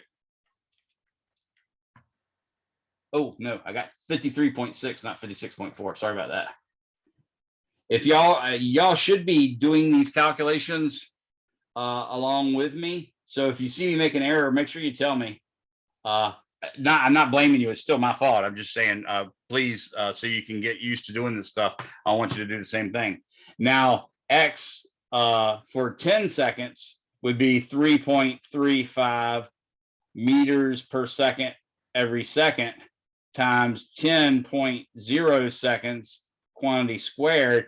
10 squared is 100, so this is easily 335 meters. Okay, so we've now finished part C. Anybody have any questions on all this?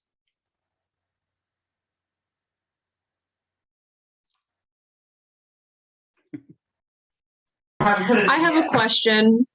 Jesus. This is more of like a theory question. So if we're having if our velocity is or if our initial velocity is 0, then aren't we technically solving for displacement and distance? Yes, they're the same thing. In most cases, you can pretty much consider them the same thing. Right. And what we're doing right now is one-dimensional, so they're exactly the same. Okay, so if we had like a different initial velocity, like if our initial velocity was negative in some case, then we wouldn't be solving for distance at that point. Oh no, it would be distance, but it wouldn't be displacement. Exactly. Yeah, because it's going to go up and then come back down, for instance. Okay. Yeah. Yeah. So you're actually, in that case, what we call it is you're solving for the position as opposed to the distance traveled. Gotcha. That's good. Very good philosophical points. Thanks for pointing that out. Now, for part D, we wanted to know the velocities. Actually, we already knew the velocity at 4.00 seconds was 26.8 meters per second. So that was easy peasy. But the main thing is we need to know how to calculate it. We've got we've got the initial velocity, we've got the final velocity that we want. So I'm thinking if we take the definition of average acceleration, which is v minus v0 over t, you can see that v is equal to v0 plus a t. Since the acceleration is constant, I don't even need to put a bar over it because it's the same thing as the average. So I'm going to say 0 plus 6.70 meters per second times 5 seconds So V at 5.00 seconds is equal to 5 times 6 is 30, 5 times 7.7 is 3.5. So that's 33.5 meters per second. Notice that's what, another 6 meters per second above that, which is about a fourth. So this was 60 miles per hour. So you're doing about 75 now, maybe 76 miles per hour. Okay. Now V at 10 seconds is just going to be 6.70 times 10. That's 67.0 meters per second. Now look at that. That's well over twice 26.8. Twice 26.8 would be what, 53.6. So this is well over 120 miles per hour. So I'd say that's probably on the order of 125 miles per hour. The good news is, in reality, very few cars can hold such a large acceleration for such a long period of time, and they're very seldom truly constant. It's more likely, if you've actually just ridden in a car and felt it and thought about it a little bit, when you first hit the accelerator, there's a little delay, so the acceleration is very close to zero, and then all of a sudden it jumps really high, and then it starts to level out and peter out where there's no more acceleration whatsoever. That's why I modeled that acceleration that I gave you an example of as some constant times e to the negative bt, because that's a more physical looking acceleration. So does anyone have any questions on that?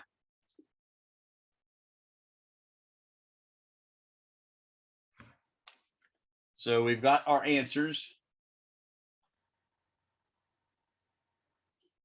I do recommend you look up the Tesla S-Plaid, P-L-A-I-D-E, I think is the way they spelled it. So I think that word is plaid. But anyways, yeah, that thing, you can set it up certain ways, and like the most inefficient way for the max speed.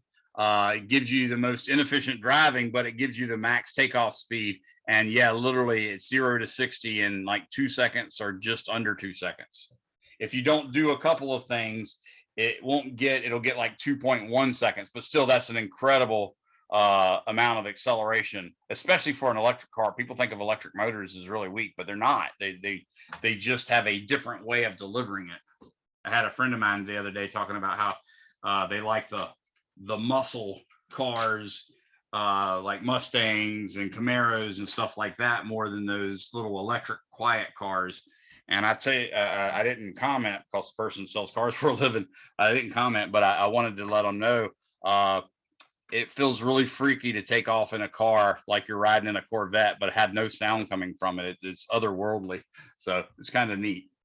All right, so that was another problem. Now, the other big thing I want you guys to know is to be able to use these equations to solve for falling bodies, to solve for objects thrown straight up and down. It turns out when we get to the projectile motion, which I think is either chapter 3 or chapter 4, I think it's chapter 3, it turns out that you treat the horizontal motion completely separately from the vertical motion, and the vertical motion is exactly the same as just throwing a ball straight up and down, right?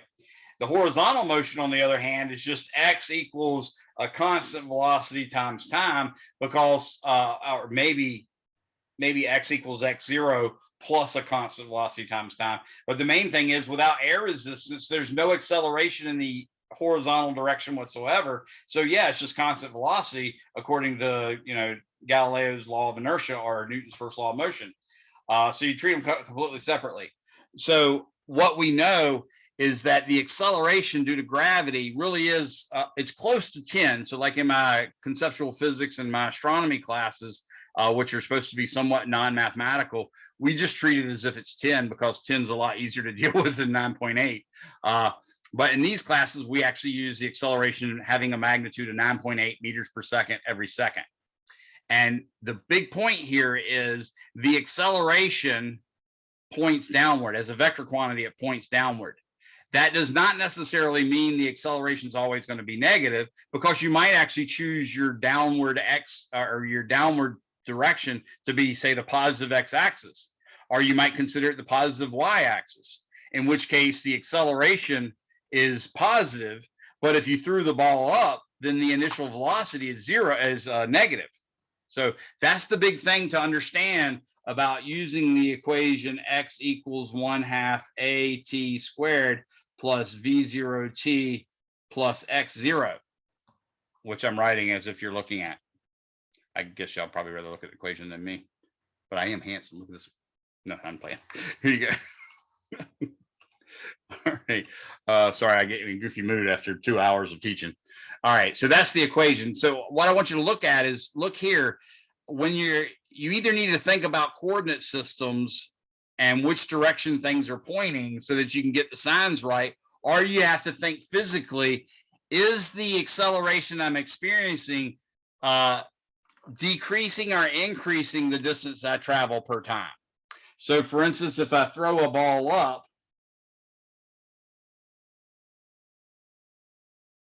let's say 50 meters per second, and I say that G is going to be, we're on a distant planet that's a lot like the Earth, and in fact has an acceleration magnitude of 10.0 meters per second every second. Okay. That actually points down though. So in this scenario, I haven't chosen a coordinate system yet. All I have is I know the acceleration points down, the velocity points up, because I threw the ball up and gravity normally would pull it down if I dropped it. That's how I know what those directions are. So you either need to think about a coordinate system, or you need to think, hey, if this thing were really going at a constant 50 meters per second, then every second it would travel 50 meters, then another 50 meters, which would make it 100, then another 50 meters, which would make it 150, so on and so forth.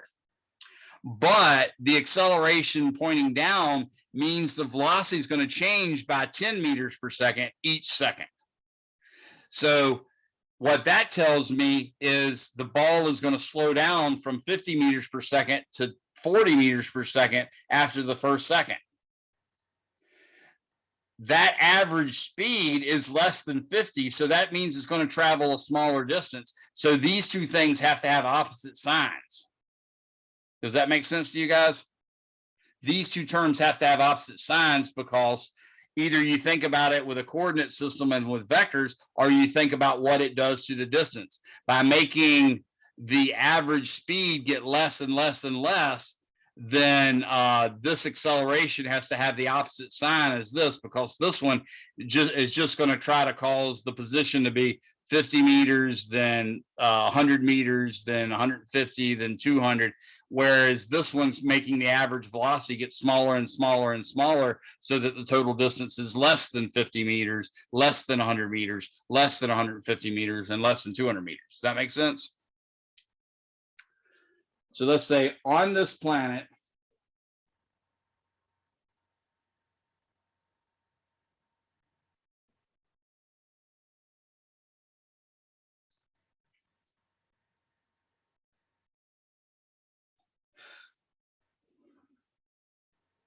you throw a ball upward at 50.0 meters per second. Assume there is no air resistance.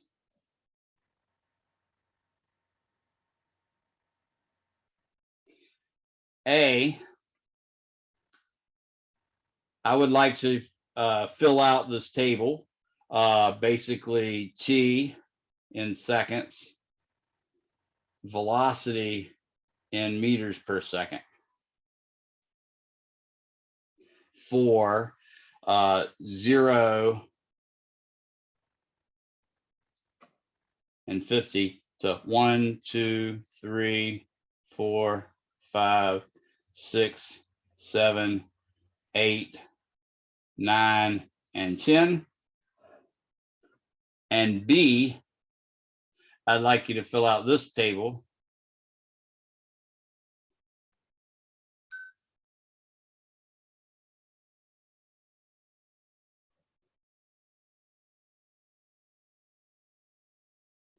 in meters. Okay. And again, it's 0 to 10.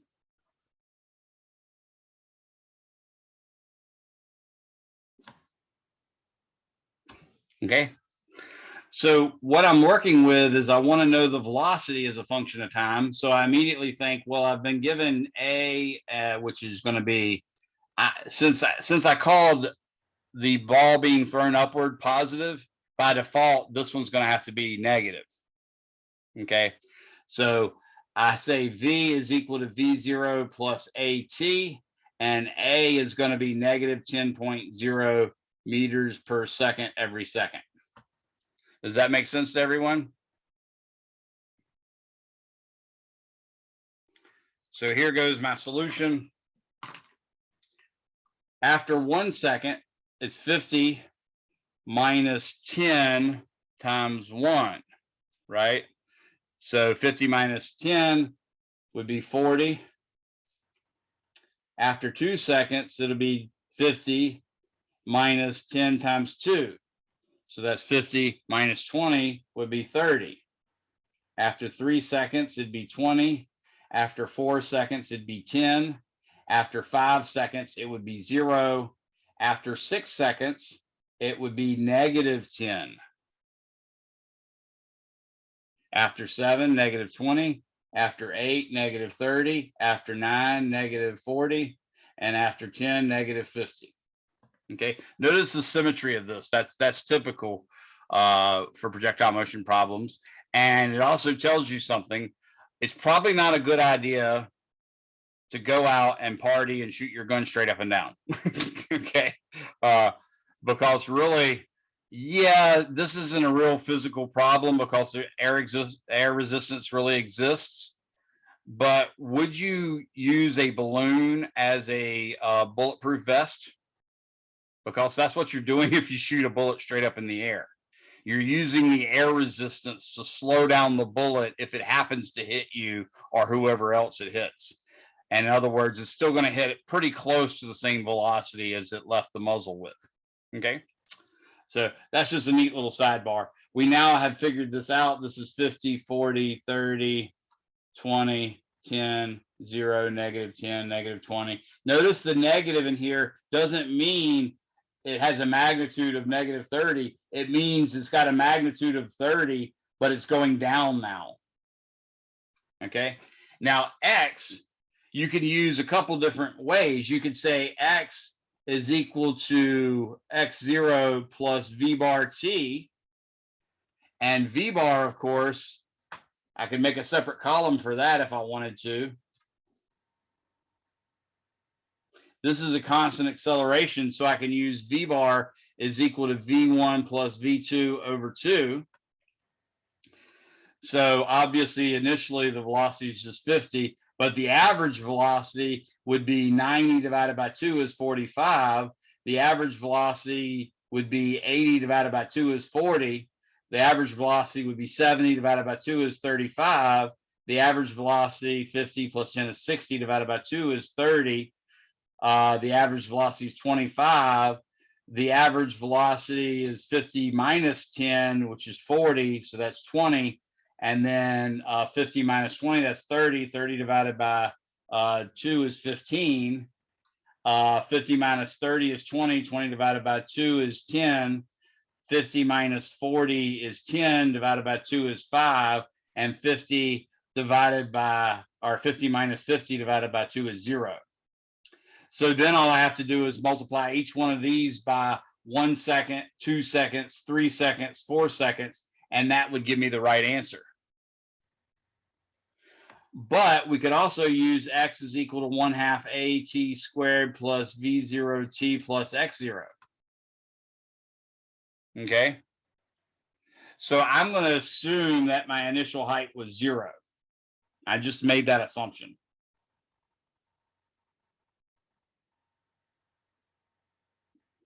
And that's just where I put my coordinate system origin, basically, right? So in this case, I would suspect this result should be 45 times 1, which would be 45 meters. And I don't need to write meters because I put the meter at the top of the column. But let's try this math out. X is equal to 1/2 of 10.0 times 1 squared. I'm just leaving off the units right now just to make it quick and dirty. That's going to be a negative, by the way, but this is going to be plus 50 times 1 plus 0. So in this case, I get -5 plus 50, which is 45. So boom, I was right. The next one, it'd be -5 times 2 squared plus 50 times 2 plus 0.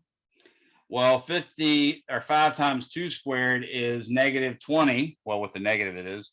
It's -20. -20 plus 100 would be 80. Well, that's the same thing I'd get if I multiplied 40 times 2. Right? So you can see both of these ways are working. The easier way to me is multiplying this by the number of seconds. So let's do that one. Let's do 3 times 35. That's 90, 105. Let's do this one now. -5 times 3 squared plus 50 times 3. That's basically 5 times 27, which would be 135 minus 50, or excuse me, minus 150. What's that? 3 times 3 is 9 times, oh, I did cube, no wonder. Sorry about that. Okay, 5 times 9, -5 times 9 is 45, and 150 minus 45 is 105, so that checks. 30 times 4 would be 120. So it's still climbing, notice, it's still getting bigger. In this case, I'd say -5 times 4 squared plus 50 times 4. That's 200. And then 16 times 5 is 5 times 10 is 50. 5 times 6 is 30. So that's 80. So it's 200 minus 80. That's 120. That's exactly what we got. Isn't it kind of neat, though, that the two different ways to get it, you can sort of imagine a ball rolling at a constant 50 meters per second, but it's just being corrected a little bit by this extra term. 25 times 5, that should be 125. And notice we're at a velocity of 0. So if it were to go any higher, the velocity couldn't have been 0. Or if the velocity was positive, it would have gone higher. If the velocity was negative at this point, then it would go lower than this. So basically, that's the peak of the motion. And by symmetry, you can probably argue that this is going to be 120, 105, 80, 45, and 0. Now, you can also do it by the math. 20 times 6 is 120. 15 times 7 is 70 plus 35, that's 105. 8 times 10 is 80. 5 times 9 is 45, and 0 times 10 is 0. But you can also do it this way. Anybody have any questions on that?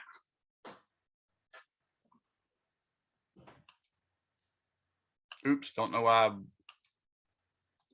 video muted it, but here I am. Okay, so that's an example of falling motion. In this case, we threw the ball up. You can do the same thing with the same equations. If you drop the ball, that just has V0 equals 0.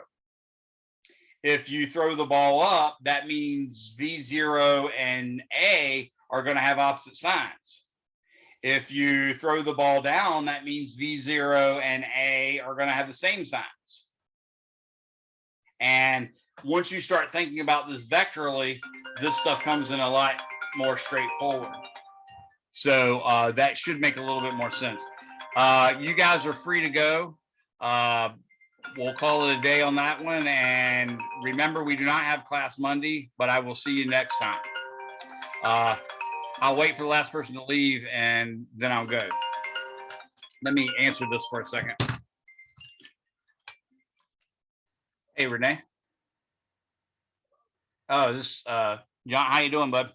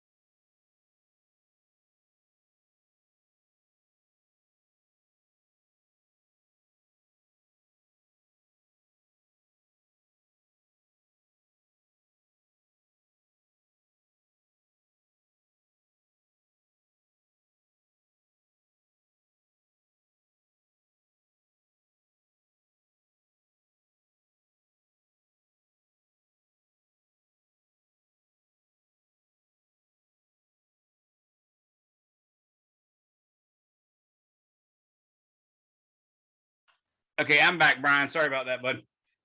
No, you're all good. I've been waiting for a long time, so I finally got that out of the way. I appreciate your waiting for me. So, did you have a problem with the activation code or what? Oh, I was actually able to activate it earlier, but I just had a question that for the conceptual homework, we're basing the questions are based off of the textbook, just to be clear with that. Yeah, so you talking about on the homework, or you talking about on the tests, or both, or what? For the homework, like specifically the conceptual. So what's happened, the conceptual are somewhat, and the problems are somewhat from the chapter, the questions that are chapter questions at the end of the chapter in the textbook. What they've done is, in some cases, they've just taken the question and changed the numbers, or allow the numbers to change each time you look at it, and made that a electronic sort of problem on the internet. In fact, I wrote them for the second edition of this textbook. So that's all they are. But there's some that they had to just make up from whole cloth that aren't in the book at all. So there'll be some that you don't see in your book, but there's some that you might see in your book very similar to it. Same thing with the conceptual and with the regular problems. The tests that I make are made from a bank and some other questions that I've made up myself, but they're made from a bank that's given to us by the textbook author. And that's what I give you access to by taking the practice test. So when you take the practice test, every time you take it, you're going to get a different set of questions. And the more you take it, the more you'll see. And in fact, if you were able to perfectly memorize the right answers to an infinite number of trials of practice test 1, I guarantee you get no lower than an 80% on your test. I reserve the right to go up to 20 points from just all new sources. So for the homework, we would learn how to do them from the textbook, is what you're saying. Well, like half, like. Yeah, so what I try to do is I try to solve problems and explain why I'm doing the steps that I'm doing, in hopes that you understand my thought process and can apply that to problems like it. The book has examples that it works through that are super helpful. And then I do other examples. Sometimes I'll use the book examples, but generally I just do my own examples. So you get more examples, and then you use the examples that you see in the book and the examples that you've seen me do, and more importantly, the words I'm saying, even more so than the things I'm writing, because the words I'm saying is what's telling you why you do what you do. From that, you should be able to figure out how to do all the problems. What sometimes happens, though, is they're actually asking you to go a little bit beyond. Maybe they're trying to get you to take a concept that you learned in one problem and a concept that you learned in another problem, put those two concepts together to figure out how to solve another problem. So it's really a robust science course for university and college students in that way. So that there's never a guarantee that you could just look up an answer. Okay.